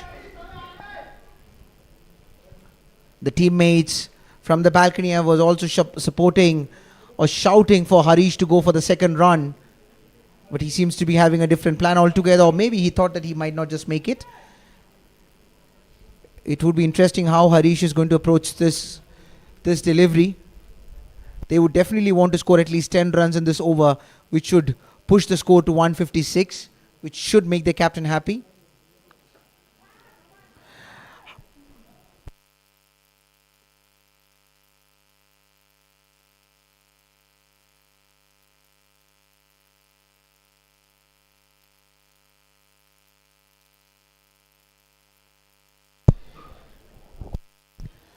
So this will be a great contest now here. Diya Patel facing Anis Nagda. As I mentioned, the first delivery was a length one. He steps out, hits it high in the air. Interesting to see where it's going to all land up. It goes straight to the fielder, who makes no mistake. It's Neil Mugabe. And he collects it. Makes no mistake. Safe pair of hands. And he gets the dangerous Diya Patel back to his pavilion. And this would be a wicket that they would take with both hands. This is what I was talking about. If the mindset of the batsman is trying to score very high, maybe looking to score another 15 runs, it's not how it's going to happen. It's not easy out there. You'd rather take twos, and then you get a bad one, hit it out of the park. 10 to 12 runs could have been enough to make a score of 160 at this stage. And the pressure to Diya Patel would have come when Harish did not run the second one that he was expecting to run and give Diya Patel strike. To me, if a hard hitter batsman is batting with me, I would definitely go and give my 100% to give back the strike to him. Yeah, so as you rightly said, that there was a single that was missed, and then there was another ball that was utilized. Maybe that would have changed the mindset of Diya Patel. He would have wanted to step down. It was not a bad ploy, but the fact that this wicket has a little bit of an extra bounce, and someone like Anish Nagda comes in with a decent pace, hits the deck, he would have been better off standing and deliver there. But not to be the case. He had different plans, and that's how cricket is sometimes at the end of the day. And obviously the surface will also start having a pacer skidding. The ball will skid at this stage, at this moment. The dew factor might be there. We're not sure on what is going to come in. As we finish the innings, I think we'll have to go and check whether the dew factor is there in place. Bowling outside off to Yogesh Kabaria. Cramping him for room. This is what Anis Nagda has been doing, and he's been doing beautifully well, because he's bowled the first 2 overs very well for the captain, and he's now delivering the last over also precisely the way the captain would have expected him to do. No room offered, hitting the deck. He knows he's getting an extra bit of support from the deck, and he's bowling it into the batsman, not allowing them to free their arms. There's a good shot here from Harish Asani. Will they make it to this? Will they get the second run? 2 runs. Umpire warning the batsman to not run on the wicket. 2 important valuable runs, and that pushes the score to 150. This is exactly what the captain Hiren was hinting. And that's the last ball, yet another dot ball, which means a tree planted here. A big initiative from the Sri Kachileva Patel Samaj Youth League. And that brings us to the end of the first innings. At the end of the allotted 20 overs, Playmasters have scored 151 runs for the loss of 6 wickets. Shortly we'll be back with the chase, where PALORA Dragons will be coming back.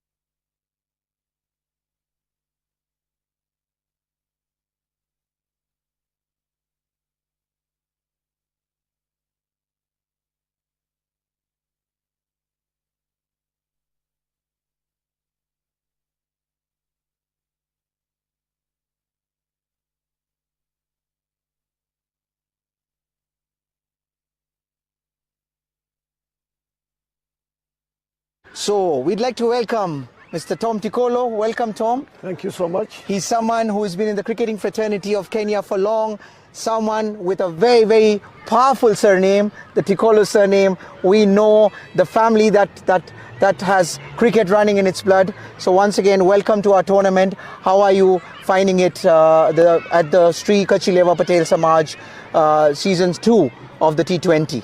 Thank you so much. We are very happy to be here and at least watch the games. What we are seeing is that it's very an interesting tournament, and we just want to encourage Kachilewa Samaj to keep it up. I think this is the second edition, and they've come in a very big way. We're seeing a lot of sponsors involved. We are seeing a new number of players coming in, and we just say that this is what Kenyan cricket needs. We need a lot more of this, and Kachilewa Samaj has taken the lead, and let them keep it up. Absolutely, and especially with the inception of the night cricket going on, we don't have a lot of lighted stadiums in Kenya in comparison to other countries. Do you think that a lot of such night events should be encouraged, and does it also help, and how do you feel that it helps the Kenyan cricket? I think one of the things that we must acknowledge is that the very first time before the Kachilewa put up the floodlights, that we had floodlights in Kenya, was in 1987. Oh, amazing. Temporary floodlights at Kilimani Primary. And Somibapa team, that time I was playing for Somibapa, we were playing against some the professionals who are playing in Kenya. So since then, there's been nothing until when Kachilewa came up with this, and we are very happy that this is what they are doing. What we need to encourage now is for people to come and watch the games. I know last year there was a lot of people here, especially on the weekends, and we believe that this year it's going to be the same. But this is the game changer. We've been talking to people who want to come and run cricket here, and the first question they ask you, do you have floodlights in Kenya? When you say we don't have, they take a break. So we need to start thinking as clubs also, can we be able to put up a number of these floodlight facilities on these grounds so that people can enjoy the game. Even today you can see the kids are running all over the place, enjoying. Absolutely. Yeah, they might not know how much score has been scored, but they are now happy that this is happening. What if it happened in 5-6 grounds in Nairobi? This would be fantastic. One of the things I'm sure about is that Nairobi has the best grounds around. Absolutely. When you look at Nairobi Jaffrey's, you look at Nairobi Gymkhana, you look at Simba Union, you look at Ruaraka, you now go to Jamhuri and you see this. These are very good grounds. And if they had floodlights, cricket is really going to grow. See, you have also been someone who's also been involved with the Kenyan cricket for a long period of time. What would be your suggestion, or what would be your advice to the cricketing board of Kenya, how they can actually support the game further in terms of promoting the kind of activities that Kachilewa Patel Samaj is doing here? I think one of the things that the board members need to do is to come out and watch these games. When they come out and watch the games, they'll see a lot of interest, and they'll be able now to start understanding what is Kachilewa all about, how can we help them, what is Sarali all about, how can we help them. But when they don't come and watch the games, they don't know what's going on. And one of the things they must do is come out and watch the games and have relations with the clubs. That is going to be very important. It's the clubs which grow the players. Absolutely. It's the clubs that have the grounds. If you don't work with them directly, you will not know what's happening. Right. Today I've seen a bowler bowling from this side, the opening bowler. The boy was sharp and quick. But which of our selectors here has seen him? Absolutely. These are some of the things that we need to start doing. And for Kachilewa, let's start documenting some of these things so that moving forward, we can be able to see a lot more. We are getting sponsors coming in. We are getting players. Some of the players, I'm seeing them the first time. So we are there. The talent is there. Everything is there. It's just for us now to start working professionally. Absolutely. Yeah. And I think you people, as the media, you're also doing a very good job. I've been sitting up there, and now I know who's Aditya, who is Pankaj, and all that. And this is very good. Other than just coming and sitting there and there's nothing, and you don't understand. Thank you for your kind remarks on that. Keep it up. So one more question I have for you is that if you look at a lot of associate nations, the likes of Dubai, the likes of Nepal, likes of Singapore, a lot of those associate nations are also coming up. Comparatively over the years they've grown. Yes. Would you think that they've grown actually a little higher and Kenya has been left a little behind in terms of considering the fact that Kenya has been one team who have actually made it to the semi-finals of the World Cup, when many of those nations were not even playing cricket. I think Kenya, we've been left behind. We've just got to be honest and agree that the heroism we had in 2003 is no longer there. We need now to sit down and look at what can we be able to do to grow the game. One of the things we need to do is now to start playing associate countries like Nepal, like USA, like Canada, like Uganda, as many times as possible, so that we can also get there. I'll give you a story. 1993, we as Nairobi Provincial Cricket Association took an under-23 team to India. Oh, amazing. And that team played in India for 1 full month. When they came back, that was in December. When they came back in February, we had the ICC Championship, where we actually played, and out of those boys in India, 9 of them played for that team, and we qualified for the first World Cup. Oh. Amazingly, the same 9 still remained until 2003 World Cup, which means the more games they play, the better they will be, the more they gel as a team. And we need to start thinking in those lines long term. We must work with players to keep them going. See, one of the initiatives that the Kachileva team has been doing in this particular tournament is promoting the emerging players. And most of these are youngsters coming from school or from colleges. Yes. Do you think a lot of work needs to be done in the school level, in promoting the school level and university level cricket, which we see in countries like India, Dubai, that they are really investing a lot in those players at that levels? I think one of the things that needs to be done, that is definitely there.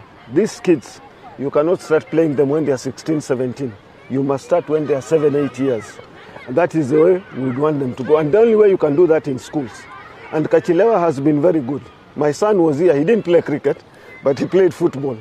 But they had football, they had cricket, they had hockey, they have all the sports. So if that starts off with the schools, it's going to be good. In the local schools, we have what we are calling the CBC program now.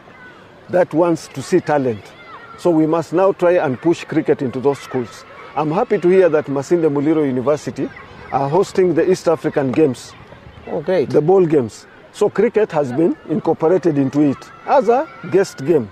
But that is the starting point. We must start doing some of those things within schools to allow kids to grow with the game. Some of us started playing cricket when we were 7, 8 years. We played for Kenya when we were 16, 17 years. That is what we need. Absolutely. Yes. And the current Kenyan national team is right now on at playing the Pearl of Africa Cup in Uganda. How do you see their performance going, and is there any message that you would like to give it to them? I think one of the things that has happened is that the team has become very lax. That competition, that sting is no longer there.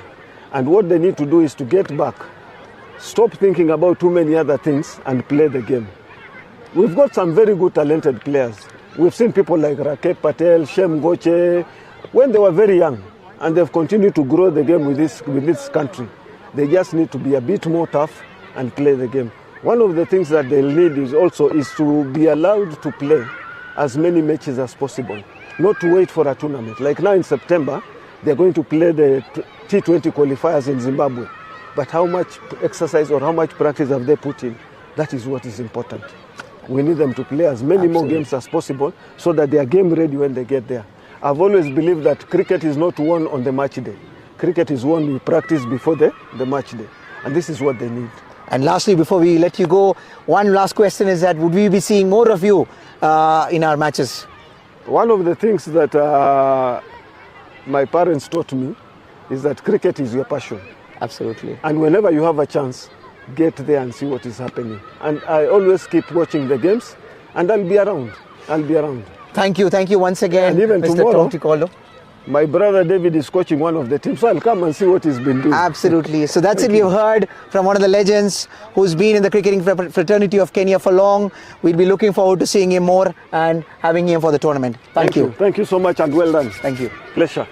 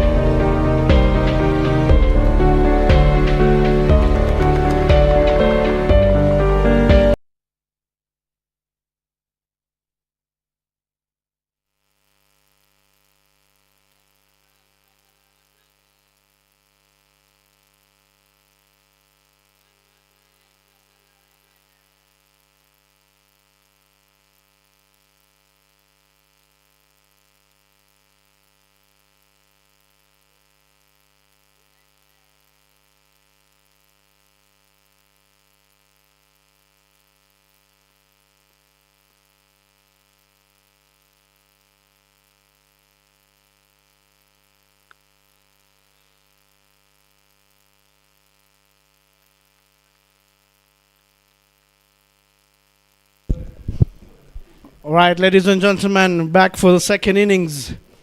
The first inning, Playmasters managing to score a total of 151 runs for the loss of 6 wickets in their 20 overs. The PALORA Dragons require 152 runs to win in 20 overs.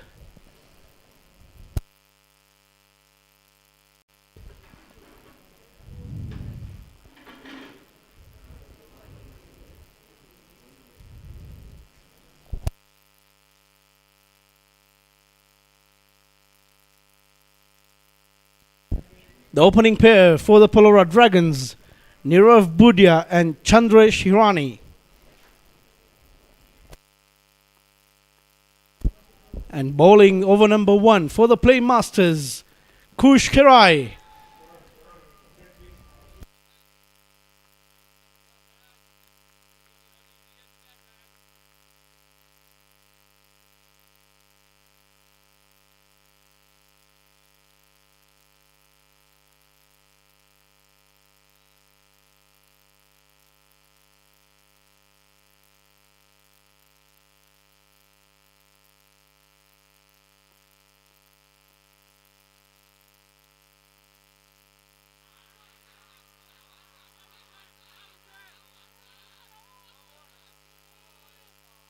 Shot for run, caught behind. Nothing there from the umpire. Very frustrated looking is the bowler, Kush.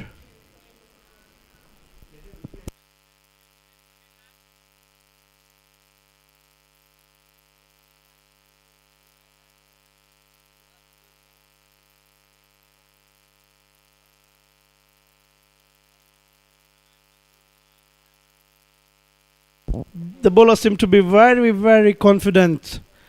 As soon as the ball passes the batsman, he's there after appealing.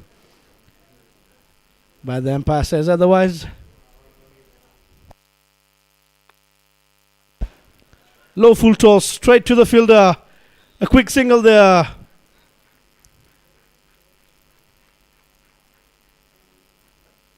Nirav off the mark with a quick single.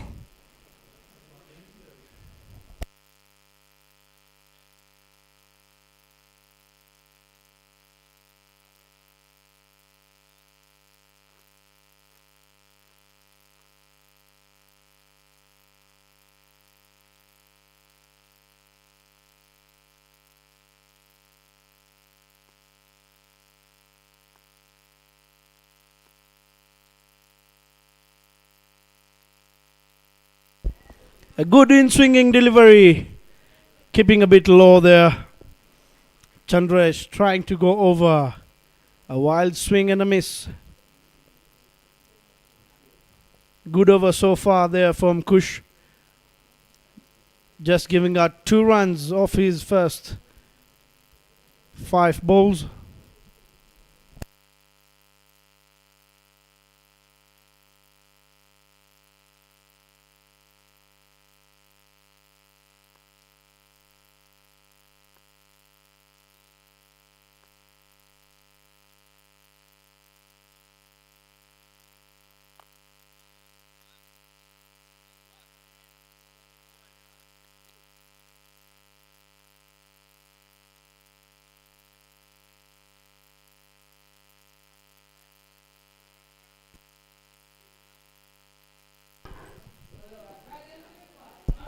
Back in the com box, we've got Prasad.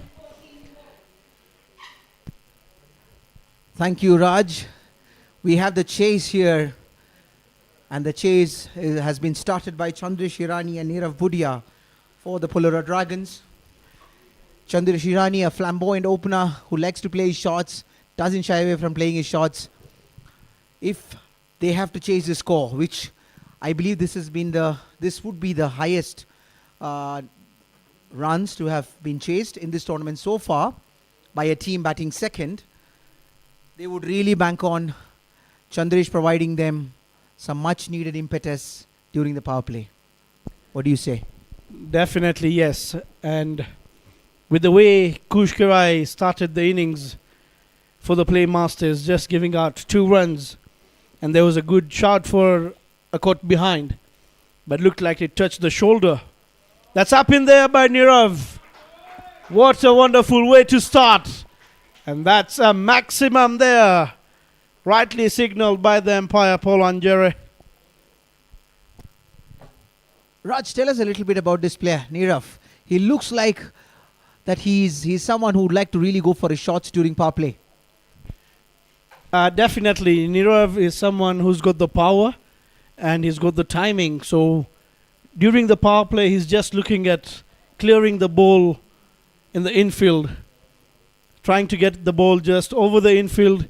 As you know that in the power play, there's restrictions for fielders and they only get 2 fielders outside the 30-yard. So it's trying to get in and get the many runs as possible in the power play. Keep it as equal as what was in the first innings. For the local league, Nirav plays for the Kongonis Cricket Club. Once again charging down. Could there be a boundary check there? I think the umpire is satisfied with how the fielders have kept the batsman to 2 runs.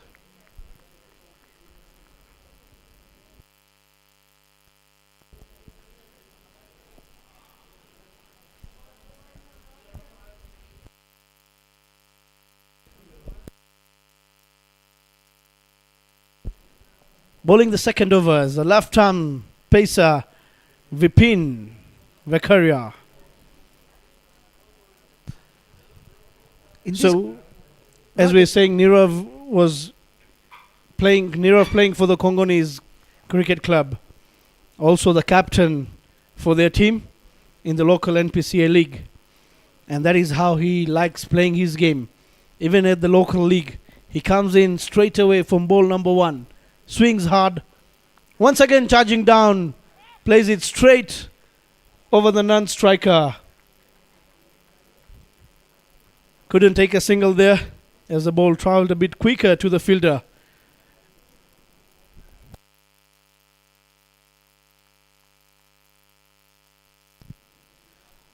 Raj, tell me about these left-arm seamers. We see a lot of left-arm seamers these days, especially in the power play, with a lot of right-handed batsmen coming in. You are a seamer yourself. How important are those left-arm seamers for the teams during the power play, especially, and what kind of an impact do they have in the game? So most of the left-arm paces that you've all seen generally like to take the ball inwards towards the right-handers, and during the power play, you're always looking at trying to aim on the wickets or trying to bowl the good areas. And with the left-arm spinner, seamer coming in, definitely you're looking at the outside edges also more prompt. And therefore, I think during the power play, with the ball swinging, it becomes a bit difficult to play the left-arm paces for right-handed batsmen. However, as we said, it's similar to play an off-spinner. So someone who's very good at playing the off-spin, a right-handed batsman, can easily play also the left-arm pacer. So this is also one of the things that coaches usually teach you, to keep your head straight and your body balance as you approach, because a lot of left-arm seamers you would have seen has been the batsmen normally like to play them straight towards long on, as you rightly said, for the ball which is coming in, so that they are able to hit the ball much better. But having said that, left-arm seamers have always had an impact in the game, especially during the power play. We've seen the likes of Lucas, who's an important pacer for the Kenyan national team. Someone who's also impressed me over the years in the league that I've seen him, despite he sometimes makes others feel that age is just a number, is Amishbhai, who comes in. He's still so many years. He's very consistent, right on the money. He makes sure that whichever team he plays for, he gives them a good start on the power play. Having said that, that's another lovely looking shot hit over the extra cover fielder for 4 runs. Nirav Budia doing what he does best, just like what my fellow commentator Raj was mentioning. Steps out to the ball which is going away and hits it straight over the extra cover fielder. So far, we've seen all the boundaries hit by Nirav. He's come down the wicket. Have the bowlers or have the Playmasters captured this thing in their mind and try and see what they can bowl to Nirav next? For this, such kind of a batsman, and you can even see where he's standing, he's at least a foot outside. So, for such kind of a batsman, you would definitely try and bowl a bit shorter and also try and reduce the pace of the ball. And that's exactly what looks like. Kush has just heard what you just said, and perhaps he's done the same thing right now. He has actually pulled his length a little behind, and he also hit the deck hard so that he gets a little bit of extra bounce. But this time right onto his arc and hits it. We'll be waiting for the umpire signal. That's umpire signaling boundary 4. Once again, as you can see from the replay, you can see Nirav once again charging down, opening up, giving himself room and trying to play it over the infield. This time round, he slices his bat, goes over the backward point for a boundary 4. I think for a bowler, it would also be a good ploy to come into his body, because you would have seen in international games, usually when a batsman is stepping out, the bowlers usually tend to come in towards him so that you don't give him the room to free his arms, because the way he's stepping down, he wants to get some room. He's stepping down away from his leg stump, trying to get some room, and he loves playing those extra covers and over long off. Definitely. So you have a couple of options in that. One, I would say, is you see a batsman charging down, leaving up his mark, coming more on the leg side to get room on the off. Follow the batsman. Try and keep him cranked to the space. Don't give him enough space. And I would say he would even get a catch for that. That's the way. He's gone for it once again. There's a shout for an LB. For a caught behind. And this time round has been given out. Nirav not happy with the decision of the umpire. But it is what it is. Could he have appealed for a review, or is it something that you're thinking for future? For the review system, as we have, what we can do for now is for a fair catch or for a run out and stumping.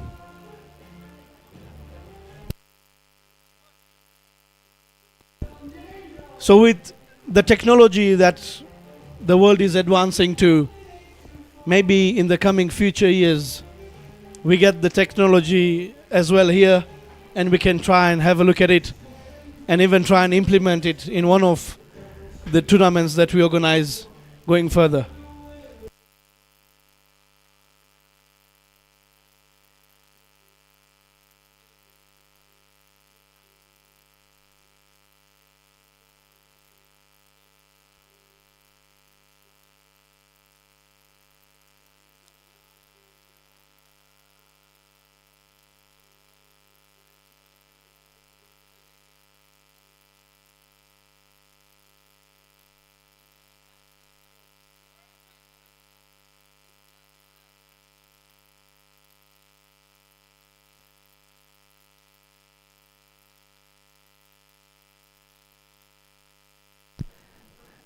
So the dangerous Nirav Budia has been sent back to pavilion, courtesy Kush Kerai. He just seems to have heard you, Raj, and this seems to be what the doctor had ordered for PALORA Dragons.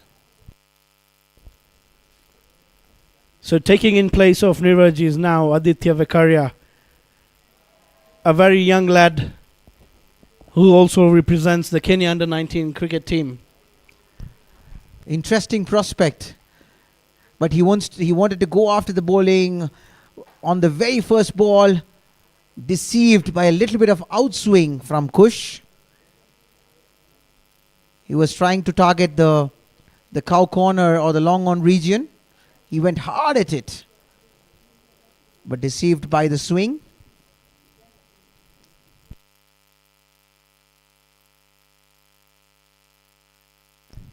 He wants to have a big go. He wants to have a go at the bowler. But Chandresh walking up to him to tell him that to watch out a few balls before he starts going for it. Chandresh, a senior campaigner, he would definitely give him a good piece of advice. You may be right, but I would feel that for Chandresh, nothing matters. For Chandresh, he's like, you see the ball, go for it. Hit it wherever it goes through to the grounds, as long as we're getting runs. Absolutely. So we've got two of them both are going to live dangerously as the game progresses. So it would be an interesting contest between the bat and ball. For sure, and that's the captain, Manish, setting the field, making sure the bowlers bowl at the right areas according to their field. Manish has been quite good in terms of deploying his troops so far. What a lovely looking stroke from Chandresh. He loves that region. Covers, extra cover, that's his favorite area. And for a bowler who is going away, Chandresh would really fancy himself going at it. Stands and delivers. A little bit of shuffle. But what is interesting to see is, especially what I've noticed about Chandresh, when he hits, his head is so still. And then he's able to get that extra bit of lofty shots that he does, and then eventually this time it has actually rewarded him well. In terms of cricket, it's very basic. As long as you keep yourself still, you can play a shot at any given time.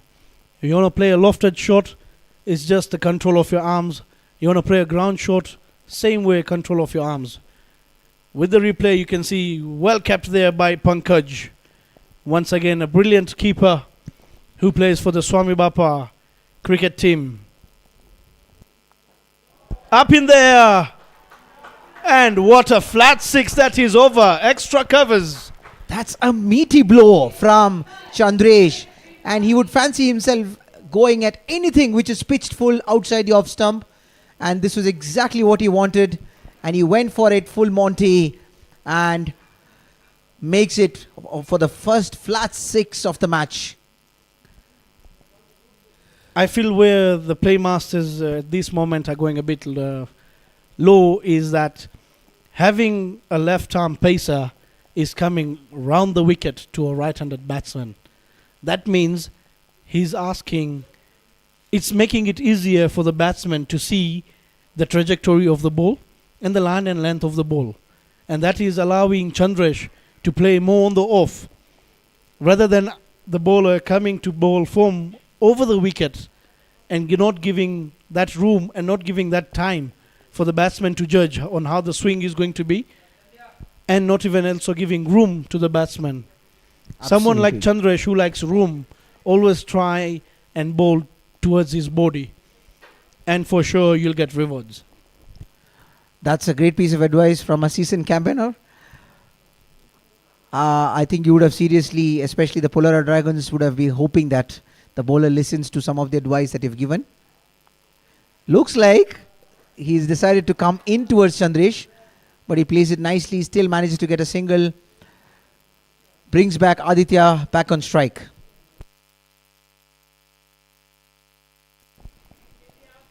We've seen Aditya go for the two balls that he played, very hard at it. A left-arm pacer coming round the wicket to him, angling the ball towards the batsman. Let's see how Aditya is going to play this ball.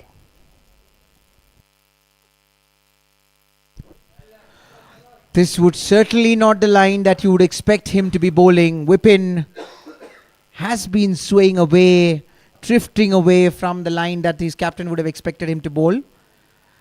And as for Playmasters, they would be expecting Vipin to get the line right very soon.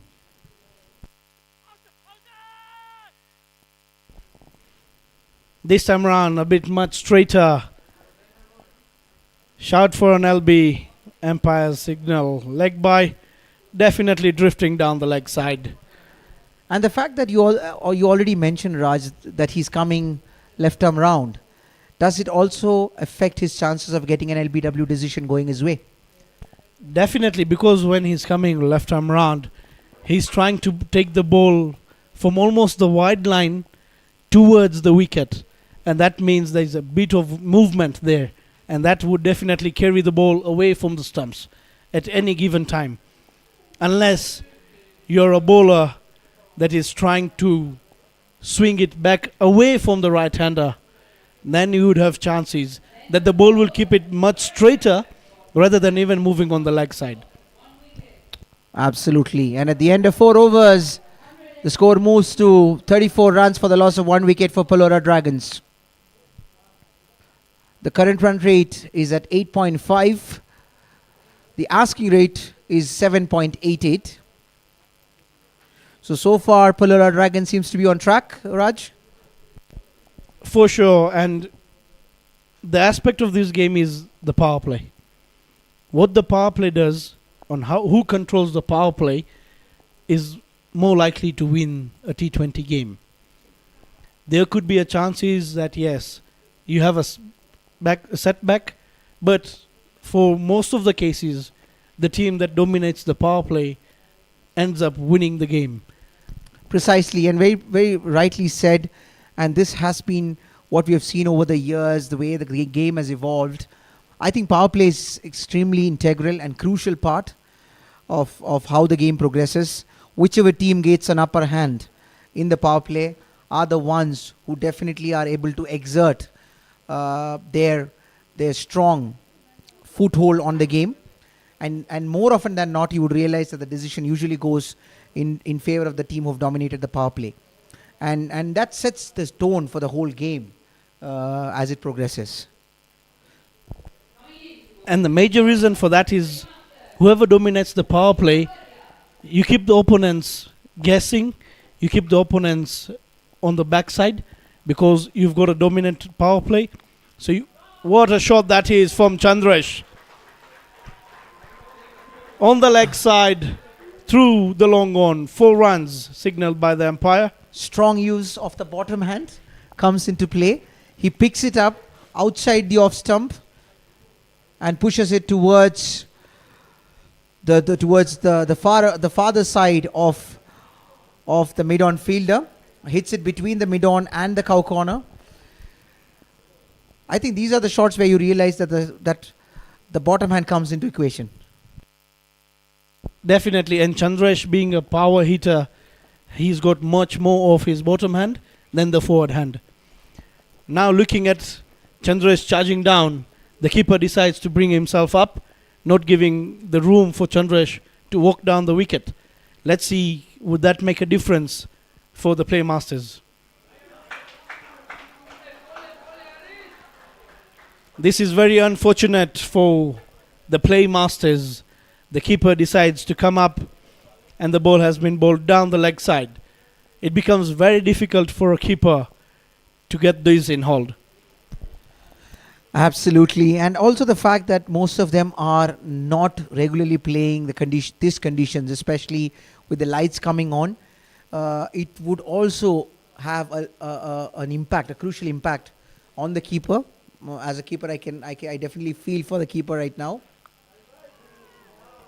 A short ball there, up in the air, trying to go for a catch.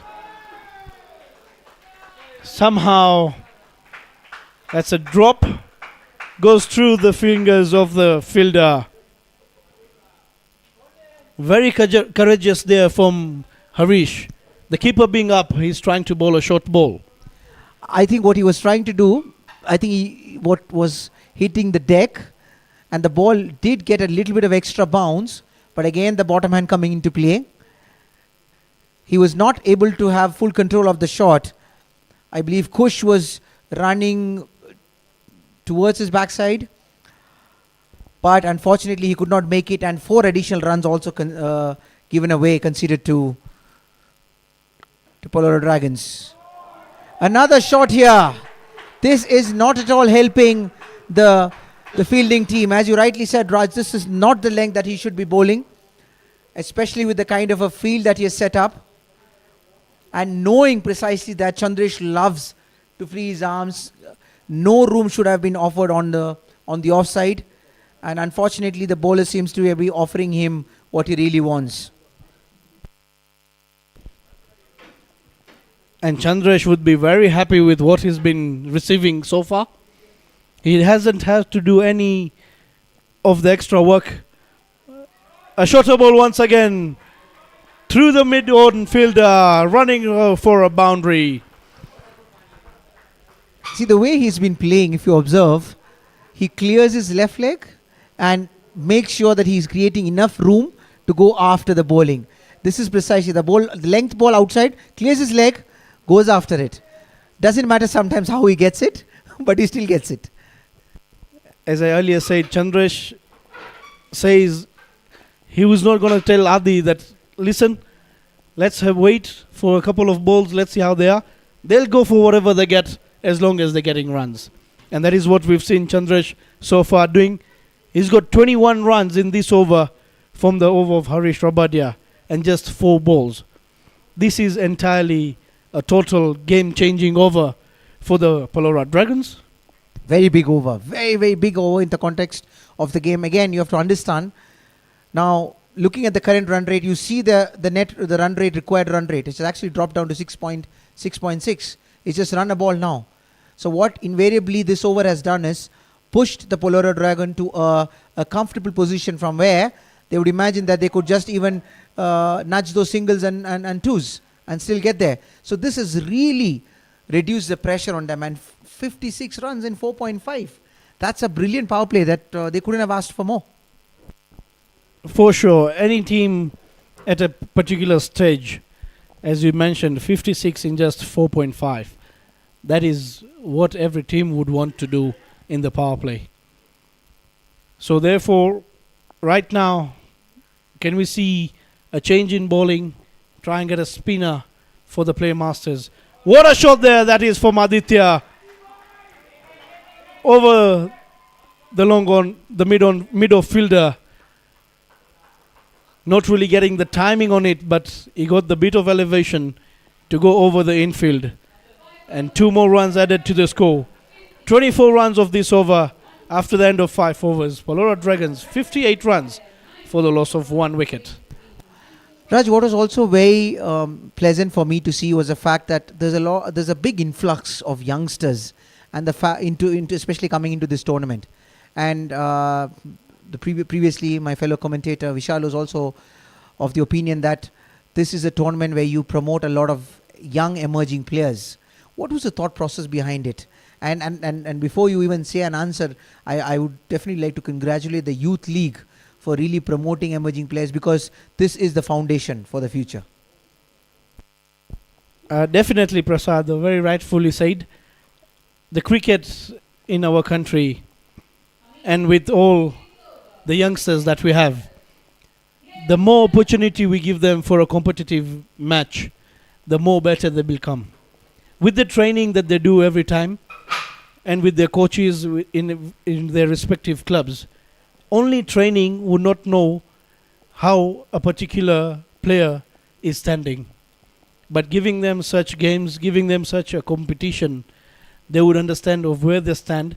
And then secondly, you have all the seniors in the team also guiding the youngsters. So it is something that we want to keep the cricket throughout running, be it for the community or be it outside the community. So therefore, I would, as first of all, we are very grateful to the Shri Kachila Patel Samaj Youth League and the committee at large to allow us organize such events, where that we also take care for all the youngsters who are passionate about the game. Shortly during the break, I was taking an interview of Mr. Tom Ticolo, and he was also opinionating that a lot of investment should be done at the school level cricket to support youngsters who eventually can go on to become the greats of the game. And this is precisely a country like India. I mean, what they have done to their cricket is they promote the cricket at a very young age. They pick up young talents, give them opportunity, as you rightly said, give them the infrastructure, give them the coaching staff they need to be able to build the technique, the temperament. And this is what we see eventually, that the game has progressed the way it has in a place like India. And so what you exactly said is the similar kind of an initiative should be done in Kenya as well, promoting the youth. And as we speak, a change in bowling. And Dev Patel, the man who picks up the wicket, the arm ball comes into equation. He bowls it in. He doesn't give any room at all. We have seen him in even other tournaments, even in Super League. He's someone who is very handy, especially in a T20 with the new ball, because he doesn't give any room to the batsman at all. What he likes to do is always likes to contain. And in the process of containing, he gets the wicket. And as you can see, only the ball coming towards the batsman Chandresh, not getting any room, and you definitely can get the wicket of Chandresh. I already mentioned, you try and make sure you know how Chandresh plays. He likes throwing his hands, his arm and his bat to any ball that is thrown away. Try and bowl straighter to him, and the result we all see.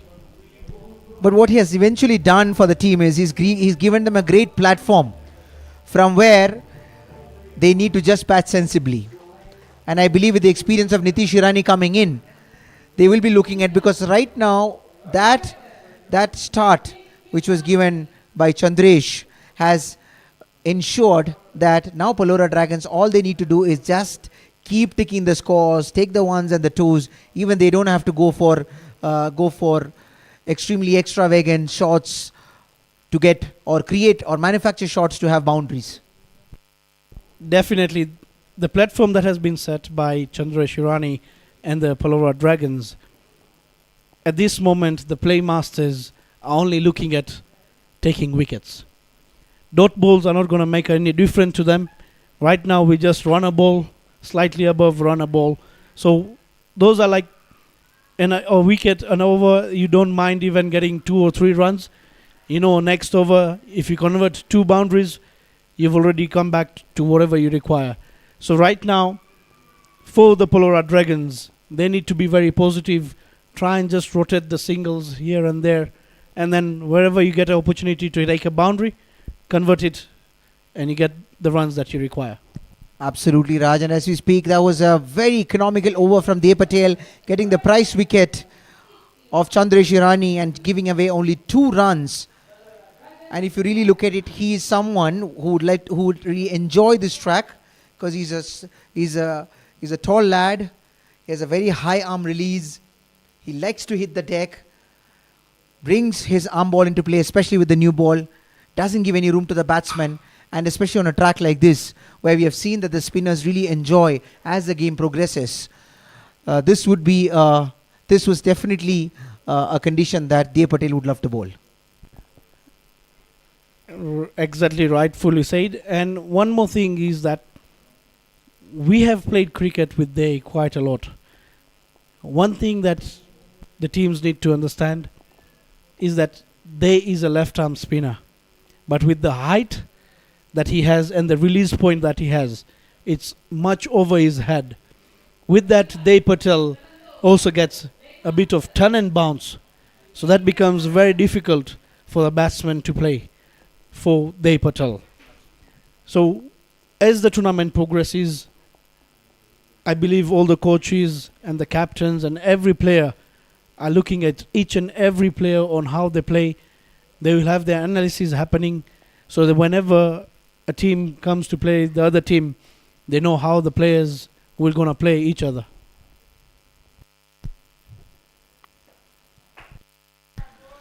Vipin Vekaria continuing his spell. This is his 3rd over.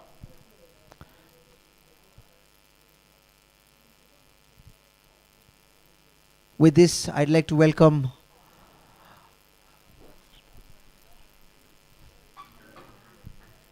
Vishal as I take a break.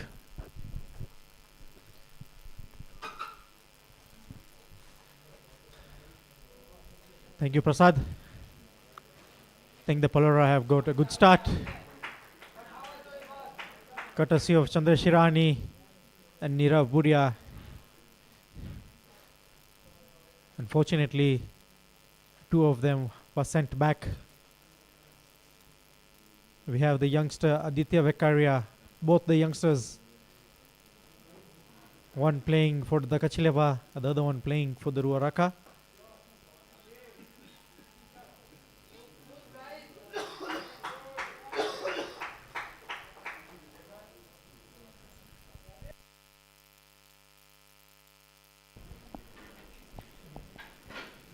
So Vishal, before you joined us, Prasad and I, we were just talking about the platform that Chandresh set up for the PALORA Dragons during the first 6 overs of the power play, getting to 60 runs for the power play.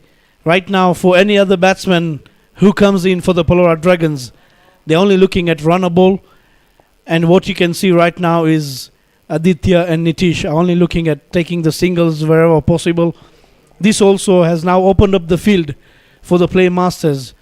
So for the singles and the doubles are coming in very easily. I think as youngsters, running between the wickets will be a key role to play here. They should be concentrating more on singles, doubles. Any bad balls has to be out of the park or converting them into fours.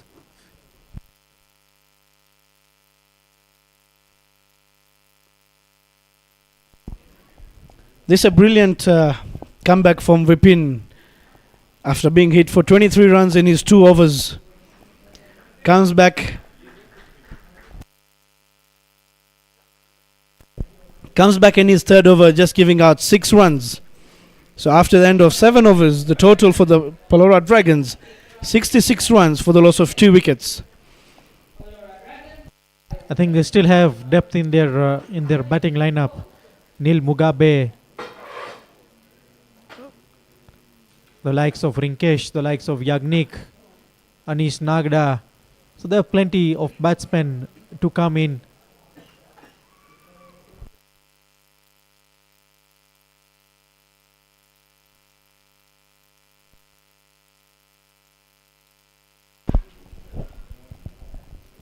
Seventh over, change in the bowling. Incoming is the professional Shubham Chugg.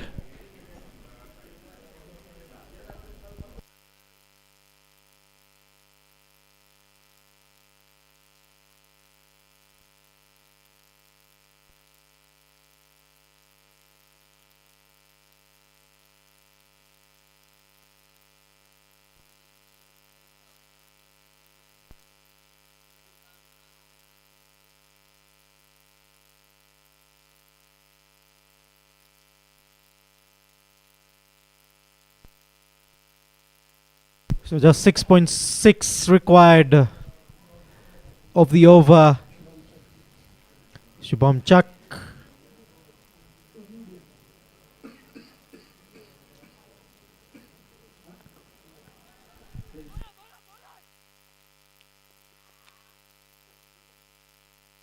Chance of a run out there. A bit of miscommunication there between the two batsmen.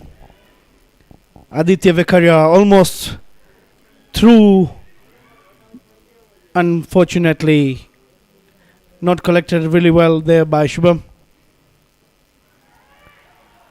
Over the top was what Nitish was trying, but a good attempt there by the fielder.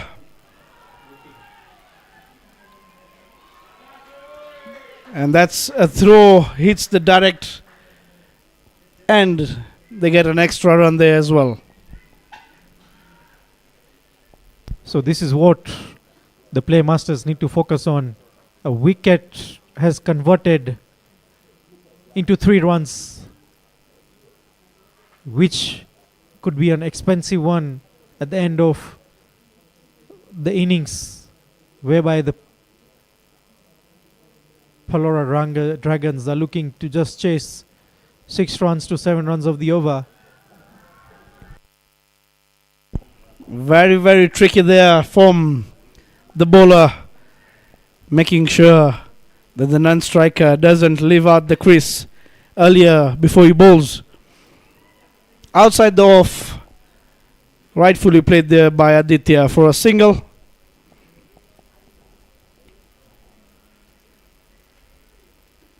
Easy pickings there for Aditya and Nitish, keeping the run rate as low as possible.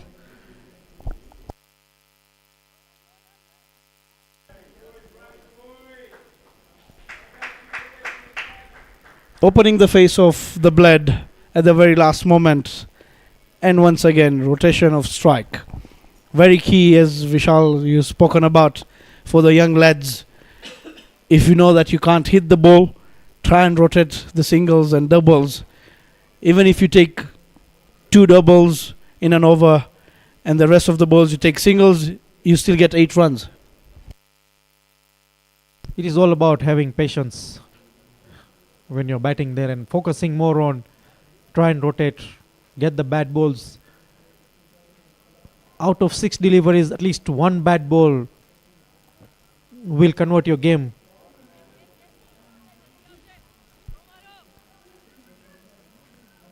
Played that towards the mid-off. Just a single down there. As we speak, already 7 runs of the over. With no boundary yet, but just taking 1s, 2s, 3s.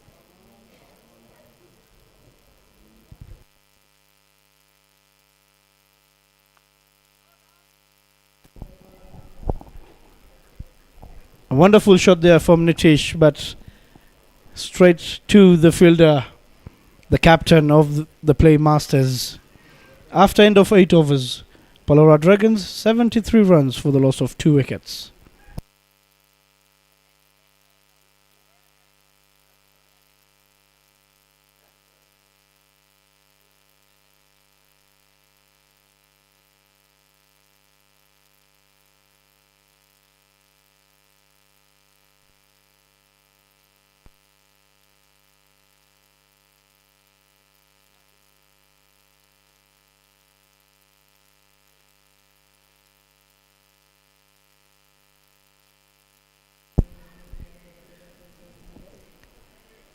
Coming into the attack is the magician, Dev Patel,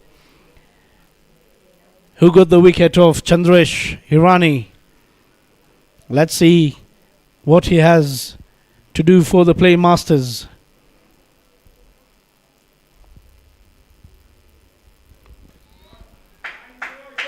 Nicely played there from Aditya. Soft hands. Calling for a second. And easy pickings there. Great running between the wickets.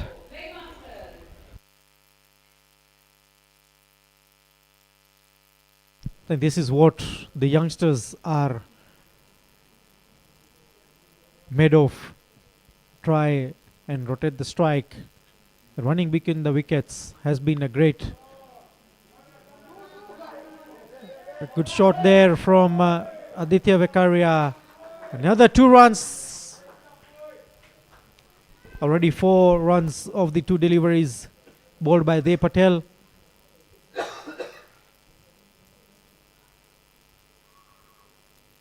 With Aditya Vekaria not trying so many things, just trying to be patient, trying to rotate the strike.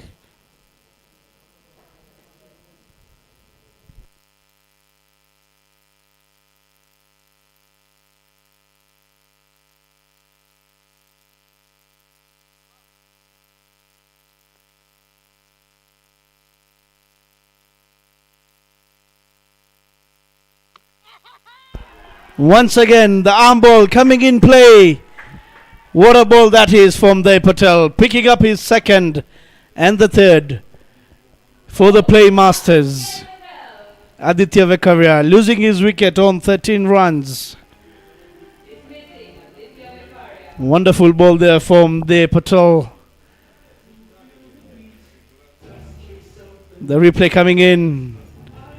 The ball just going straighter, as we said. The arm ball.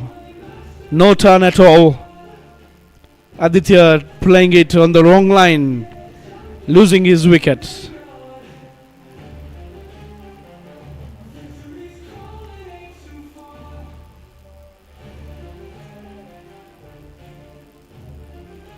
For the PALORA Dragons, I feel like at this moment they should only look at trying getting Dev Patel's overs out of the question and play with the remaining of the overs.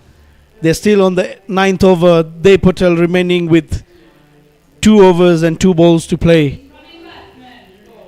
It's a matter of how the PALORA Dragons play Dev Patel for the remaining of the innings.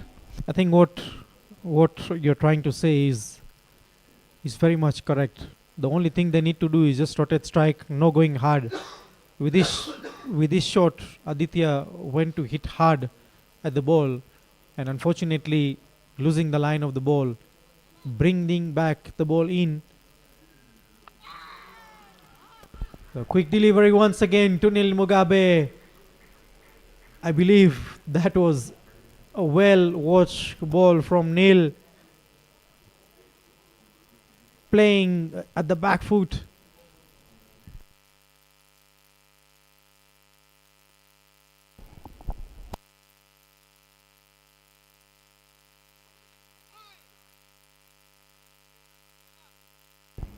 Wide down the leg side from Dev Patel. PALORA Dragons shouldn't be a worry, even though if they've lost a wicket in this over. The required run rate just keeping over half, 6.7. They haven't lost anything so far. 74 runs required to win in 66 balls.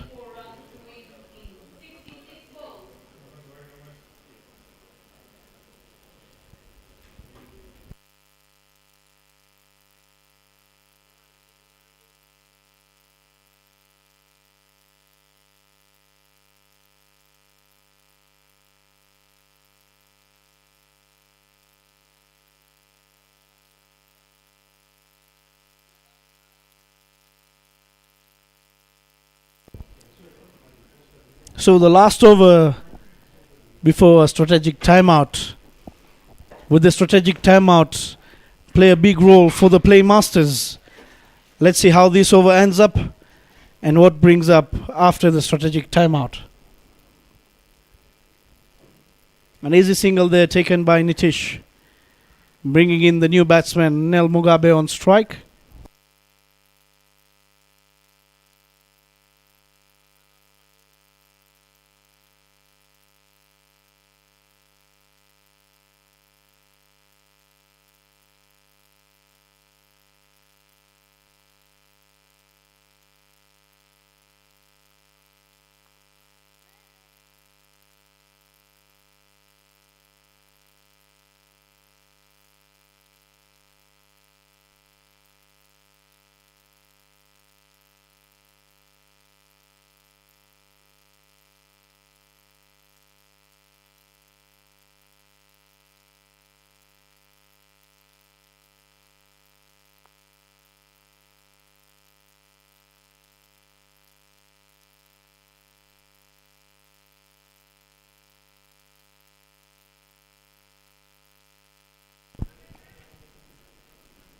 The PALORA Dragons keeping it very simple and easy. Singles, rotation of strike. A short ball, played it through the offside. Just for a single once again. No harm here for either of the team.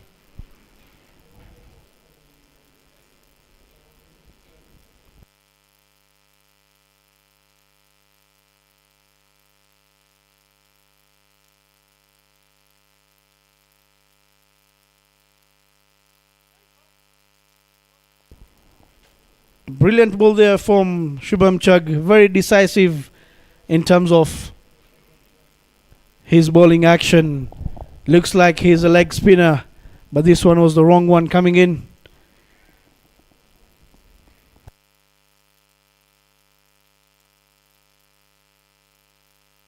A good gapping there between the two fielders. The fielder Vipin doing some great stuff to stop that ball, ending the over at 83 for 3.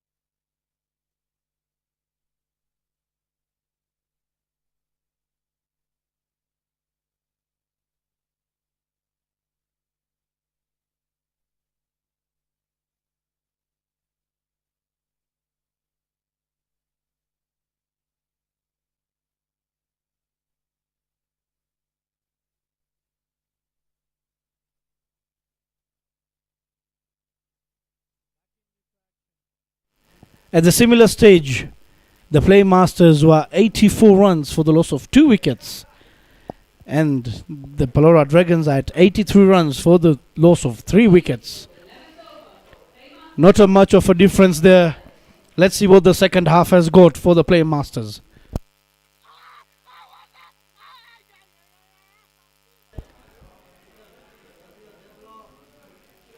The wicket-keeper there, very excited, as he usually is, even in the local leagues. This time around, very lucky, he didn't end up getting to the face of the umpire. Otherwise, in the local leagues, he really likes getting towards the umpire.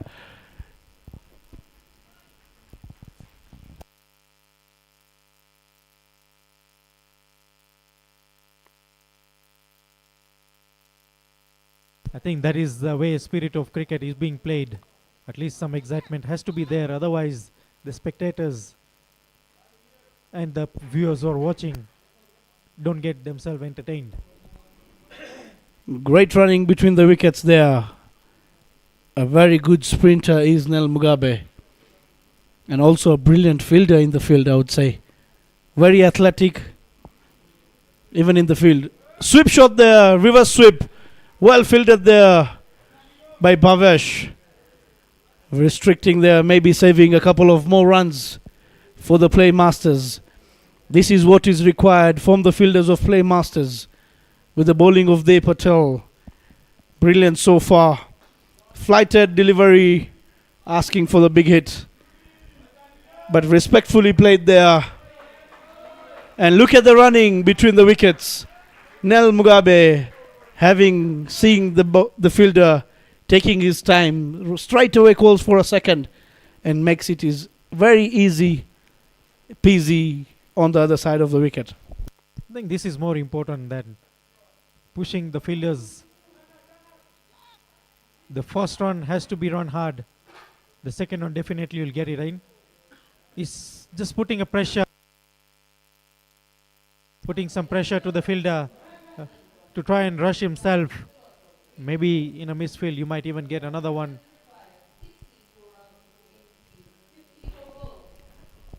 So Dev Patel in his 3 overs picking up 2 wickets for 12 runs. Only remaining with 1 last over. Should the captain of the Playmasters bring him back and finish his overs, or try and keep it a bit for the later stage when the game becomes a bit interesting?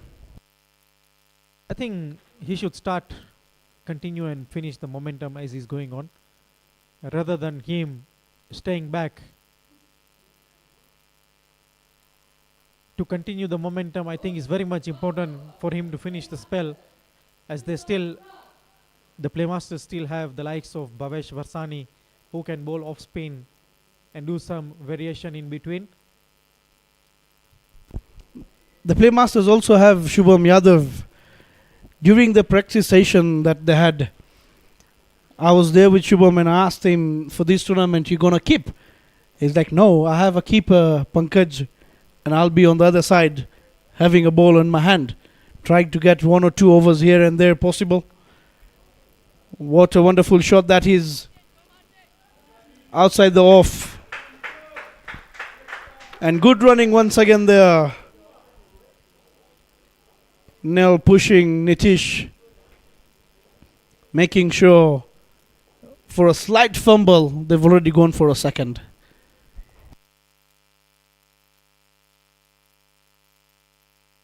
The singles are very more important in these game situations.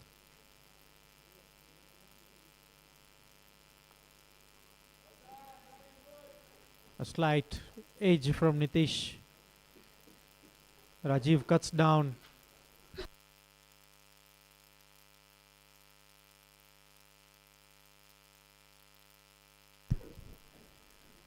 So Shubham Chunk just giving away 3 runs of the over so far, still being an economical bowler.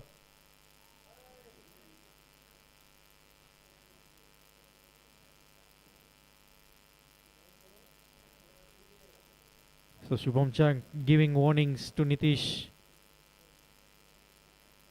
Looks to be a heated situation out there. between Shubham Chunk and Nitish. A well guided to the third man.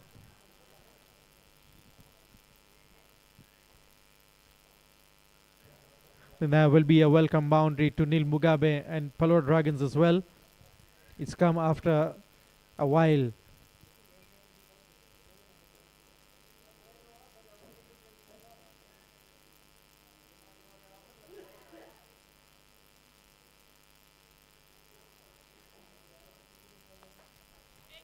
A shorter on delivery. Neil Mugabe towards the deep mid-on, ending the over. 96 for the loss of 3 wickets. They require 56 runs in 48 deliveries.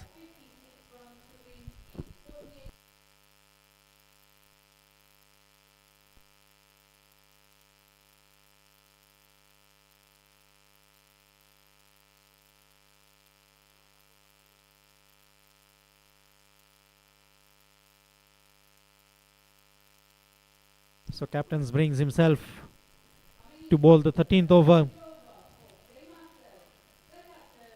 Bowling round to Neil Mugabe will be an interesting contest, as Manish likes turning that ball when coming around the wicket, giving himself the angle. Outside off stump, a cracking shot there by Neil Mugabe, welcoming him with a style.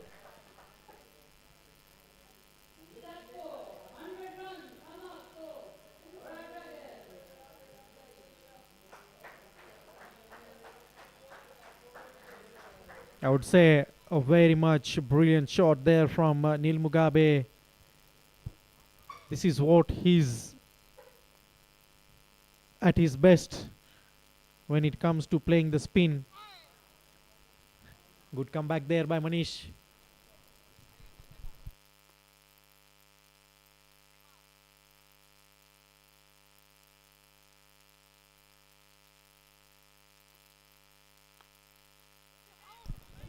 AG. Good fielding there. But then a chance of a run out there. Hesitations there from both the batsmen. Nitish not interested to come down. Straight away sending back Neil Mugabe.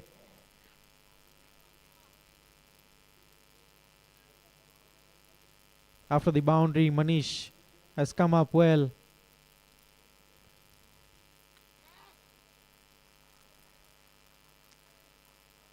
Good delivery there, deceiving the batsman, assuming a wide shall be given there by the umpire, but not, which was still inside the line of the play. A flighted delivery, hit straight.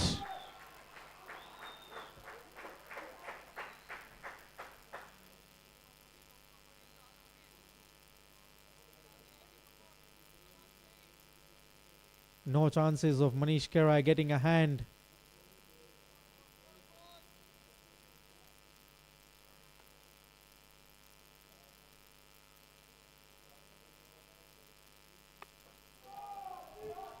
Moving towards the offside, picking the ball outside the off stump, guiding it towards the mid wicket. A loft shot there by Neil Mugabe.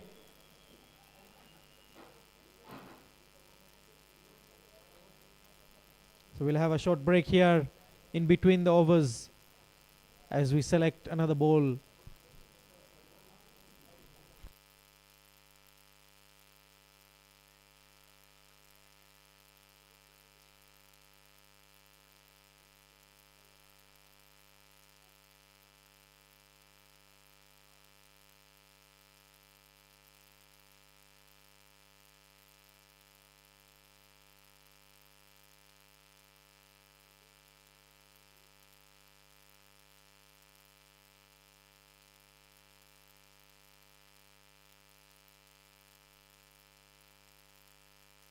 As we speak, The captain has left out 1 over for De Patel.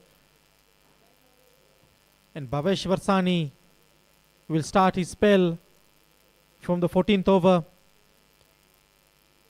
The run rate required coming down from 7.7 to 6 of the over. There's some tremendous hitting there by Neil Mugabe. 14 runs of the over for Manish Kerai.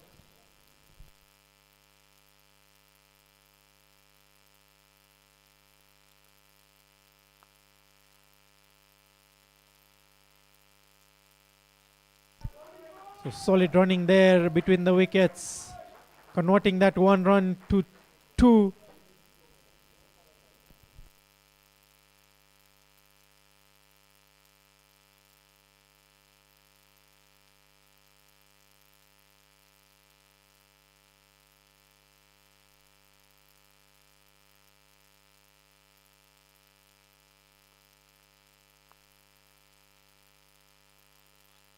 Once again, similar kind of a shot, same executions, a copy of the previous one.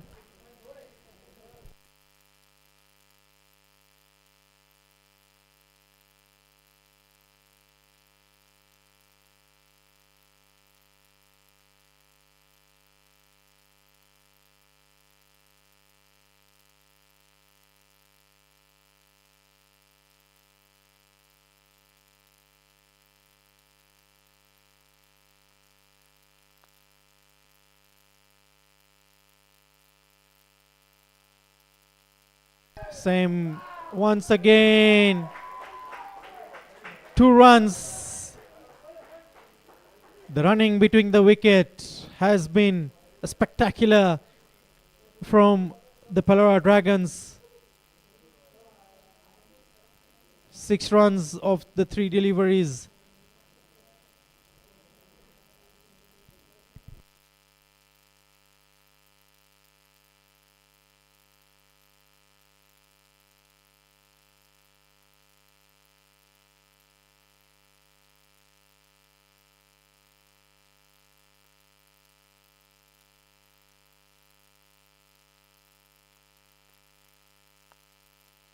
Charging down, Nitish Irani out of the park.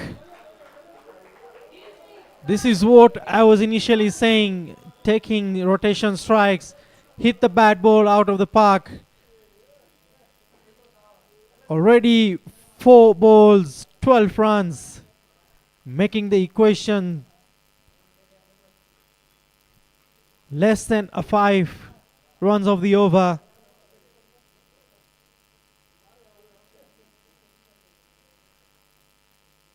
Another flighted delivery, some sloppy stuff there by the keeper Pankaj Sangani.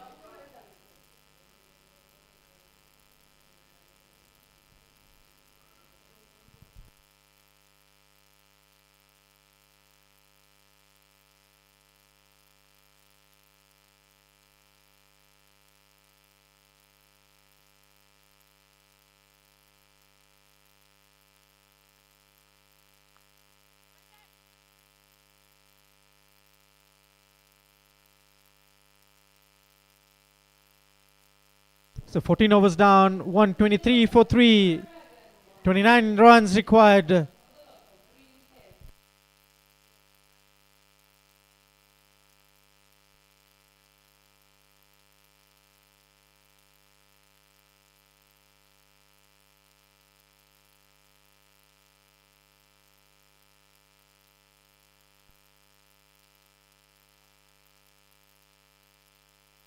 So De Patel comes to bowl his final over. Prasad, what do you think? Was it a good choice to keep De Patel's final over for this at this situation? I think especially the fact that there was a lot of runs that was leaked during the power play. They should have utilized De Patel much in advance, because if he would have managed to get either of this batsmen early enough, then you could have prevented those additional leakage of runs. And right now, I would say that Team PALORA Dragons would be feeling very comfortable because they're looking at less than run a ball right now. They have two set batsmen in Neil Bogabe and Nitish Irani who are looking set right there.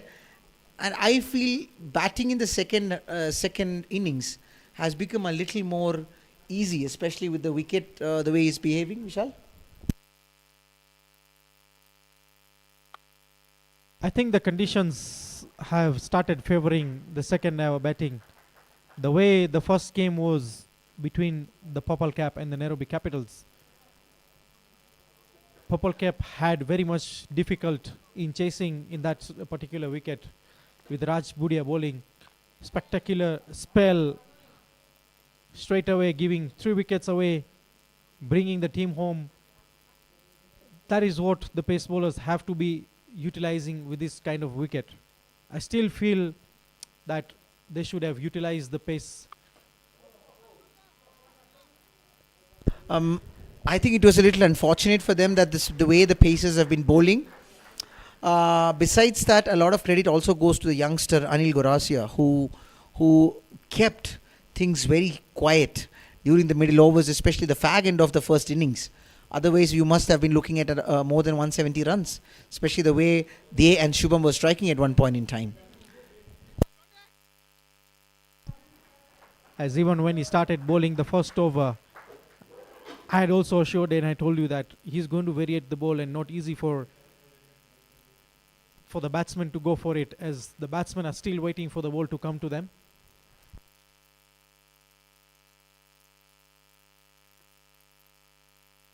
So far, just a good over here, 5 runs of the over for Dev Patel. So, end of the over and end of the spell for Dev Patel, 17 of 2. 24 runs required in the last 5 overs.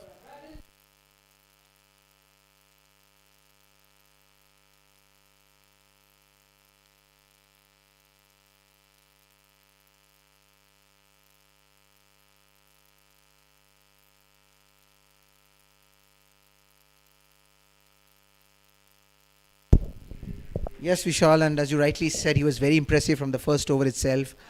What he has done, what he effectively did for his team was he understood the wicket, and you have to also understand that he has really observed how the match is progressing. He realizes that if you're hitting those right areas, varying your speed, varying the line, more than the line, of course, the lengths, it was really helpful. It is going to really support him. Especially, he's not very quick. He's I would say a medium pacer, who basically, and in this kind of a wicket, when you have the variations, when you're rolling your fingers, you bowl those cutters, it would be very difficult for the batsman to play. Absolutely right. It's not more easy for the batsman to judge in this kind of wicket. You know, they're expecting something to come to them with this wicket, hard wicket that you're expecting to give them. When a medium pace bowler comes in to bowl such kind of variation, for the batsman it's very much more difficult to stand and deliver, unless they have to wait, stand for it and go with the ball. Absolutely.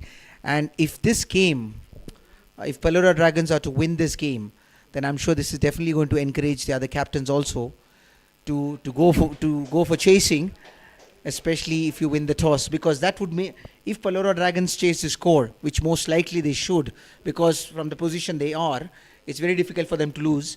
But anything can happen in the game of cricket. But if they do win, this will definitely encourage the other teams, because that would be 3 teams who are chasing the score out of 4 games. Correct. I think that the upcoming games, I think the teams that want to chase have to be in order to learn something from this process, how chasing has been done throughout the innings of the 2 games so far has done. 3 games that have been done. A good shot there from Neil Mugabe. I think it was a sloppy fielding there by the fielder. Shubham Chunk will not be happy with this kind of fielding that is being done by the fielders of Playmasters. And it was still yet frustrating for him, even the previous ball when the umpire gave him the wide. So there was a bit of an argument between him and the umpire. So it's obvious there's a heated situation even between him and Nitish. He's warned Nitish twice. Up in the air. Is there someone under it? No, very far away. So Shubham clearly looks unhappy about the way the proceedings are happening in this over in terms of the white ball being called and the sloppy fielding which resulted in him giving away 4 extra runs. He wants to pull this game back, but let's just hope, or it looks like it might be a little too late. And yet another white ball adding to the total of the extras, not helping the cause of PALORA Dragons, Playmasters.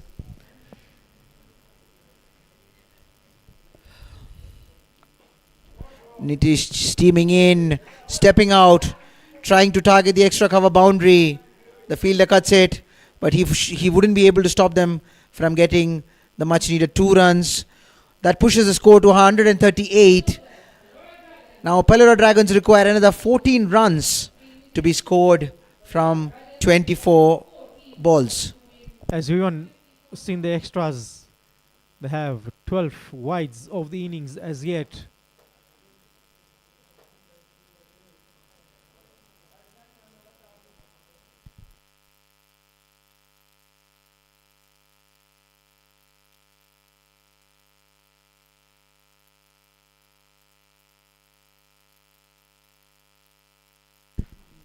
As we discussed in the beginning, where do you think that the game started slipping away from Playmasters?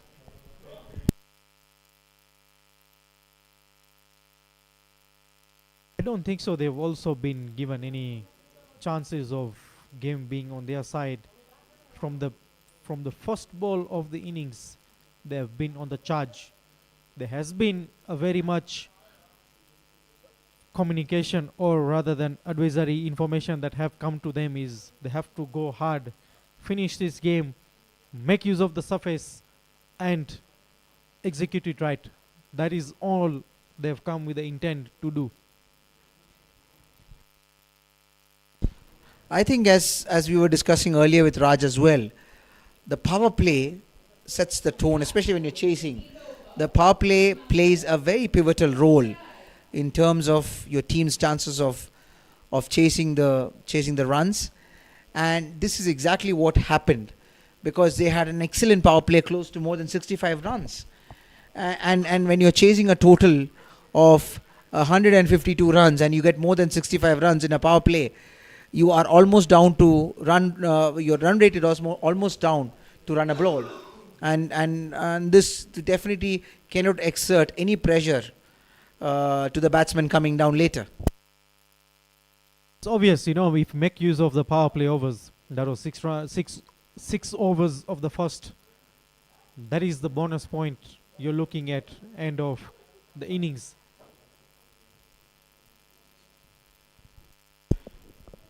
Do you have any bonus points for the teams who are chasing it much earlier, less than 15 overs? Very much difficult question you're asking me at this stage, Prasant, but as usual, the cricket is being played the way it is being played. Yes, we used to have something in the NPCA leagues when we were young. When you chase something in this over, you are given some bonus points.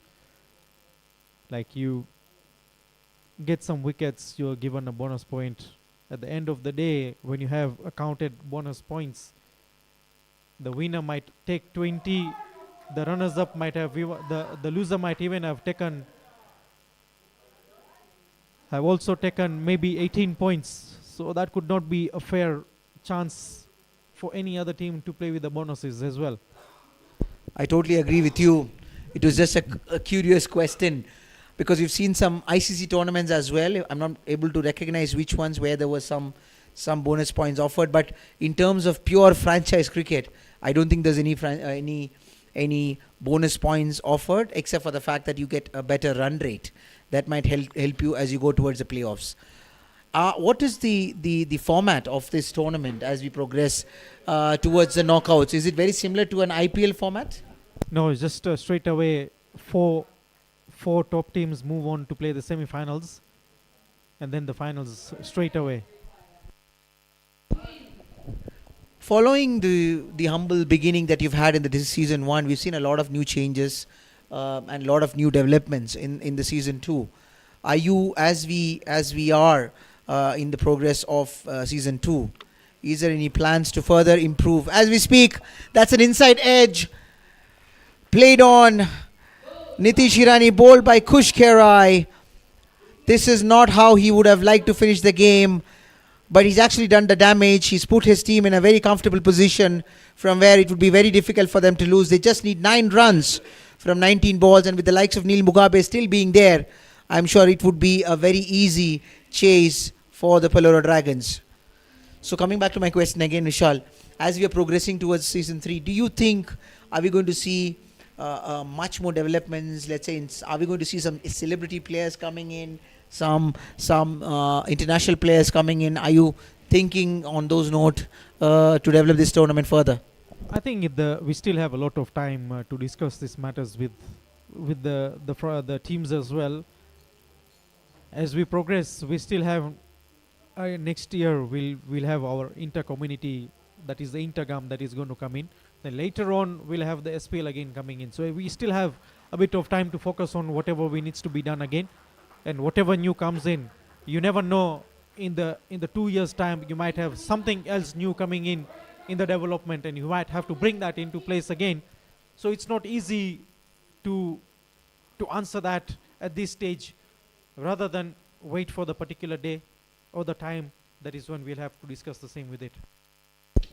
Absolutely. And can you also take us through the Gram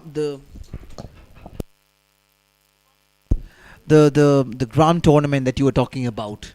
What was the idea behind that tournament coming into light, and how has that tournament helped you in terms of developing and fostering your community spirit? I think what initial stage was that, it is a good proposal from the youth league team that, we should have our intergam community, means that all our community members come together, battle their own villages to take something with them. And those kind of initiatives that have come in is that all the sports, volleyball, let's say volleyball, then we have the cricket, we have the bowling, then we might also bring the football league as well in the intergam, meaning that, we have our 24 gams that are represented in all over from the sides of Kutch, whereby all the villages are battling, gathering players coming in to play the game. Why we went for is that, the youngsters getting a good platform at this stage, they'll get a platform in that particular stage to represent their gam from where they come from. And it has actually caught a lot of interest, because I believe you're doing it more like a sports festival, not just restricting to cricket, but also involving other sporting events as well. But is it true that people travel all the way from India and they come here? Are they coming as teams as such, or they come as individuals, then you put them into or you distribute them into different teams? No, it's not matter about distributing, or not matter about a full team coming in. Like a few gums, few players come from India. They know that, they have their good caliber, they have their own finances. Well-financed person can also give some sponsorship to bring him here, stays for a month, plays that particular league and goes. It is all about how to create the charm in the tournament, and not just coming to participate just to take a place into a consideration, but no. The charm is there, the crowd is there. Like the place where I come from, we have about 600 to 650 people here who are from that particular village. Now, even out of 640, even if you get 200 to 300 people coming in to watch that particular game, it is something different in terms of fan polls. So many fans comes in. We have plenty of other teams having more than 1,000 supporters who comes in. Where they come in from is that franchisee cricket and this intergam cricket have too many difference in terms. Like if we say the fans of Playmasters, for example, they have done their fan jerseys given out to 200, 300 people. They are the ones who are coming. But when it comes to GAM level, we have 600, 500 who are fairly hearted to be in that particular region, do come and support their teams. To have that massive support is what the players are looking for at the end of the day. Well, this is in fact a fantastic initiative again, because at the end of the day, these kind of tournaments not just look at bringing the cricket alive, but more than that, it brings the community spirit, the spirit of the community, and that's exactly what you guys have succeeded in a large way in terms of bringing them together. So, are we expecting the GAM tournament, which is going to be happening in 2026? In a similar way that it has happened the previous year? Is always in the similar way. There is no much difference to that, just plus minus points that come in, but we can't execute more into that, because since the players are not more of a familiar to that game of cricket, they just come in. We also have old men's, like for example, I'll give an example of our toss representative, Mr. Mahendra Budia. Last year, he also played that game. He might be even 50 plus. I don't know, his age might be 50 plus, but he was there enjoying that particular game. So it's not matter about how the game is being done, but it's how the people and how the families are coming in to play this game is more important than whatever the platform has been made for. Do you have any age criteria? Are the teams distributed or made in terms of the age groups, or it's like an open teams? No, we try and restrict from the youngsters. With the oldies, you can even have 80-year-old person coming to play. We don't have any issue. But youngsters, we have to have from at least 14 to 16 years coming in, because we don't want any other another professional players who are not playing in there and don't have guidance to the kids. They might have something to come with it. They might have injuries into place, which we try and avoid. But the maturity level comes in from 14 to at least 16. A great finish there by Tomoji Joe, hitting out of the park. And that is the end of the innings, and a good win there by PALORA Dragons. All smiles from the PALORA Dragons fans. Not really a great start of the tournament for Playmasters, but I'm sure they're a great team. They will be coming back. But for today, it is PALORA Dragons who have prevailed. They have successfully chased 152 runs, which was put on board by Playmasters in 18.1 overs, and getting the much wanted 2 points to the table. And that's it from the commentary box. It's Vishal and Prasad signing off. See you again tomorrow for yet another game. Good night. Shubhratri, ladies and gentlemen.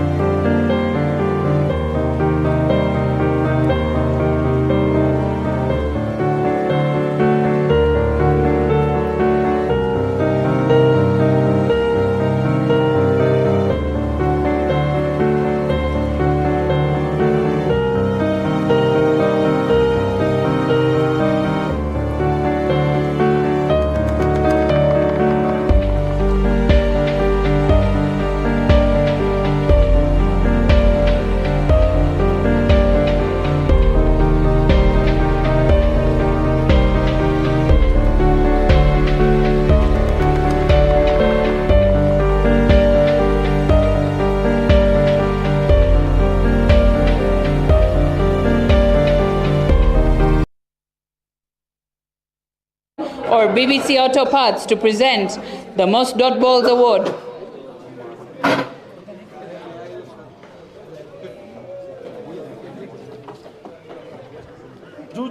Got. The Man of the Match award goes to Nitish Hirani.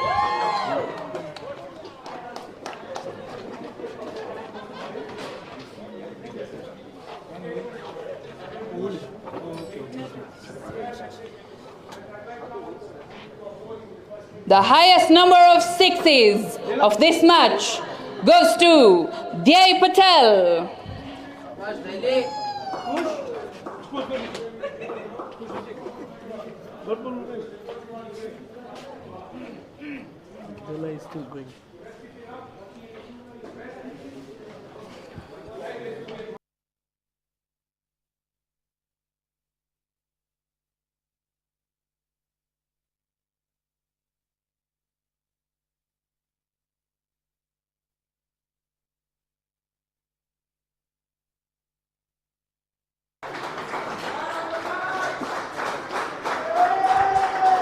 And the most number of dot balls for this game goes to Kush Kerai for 12 dot balls in 3 overs.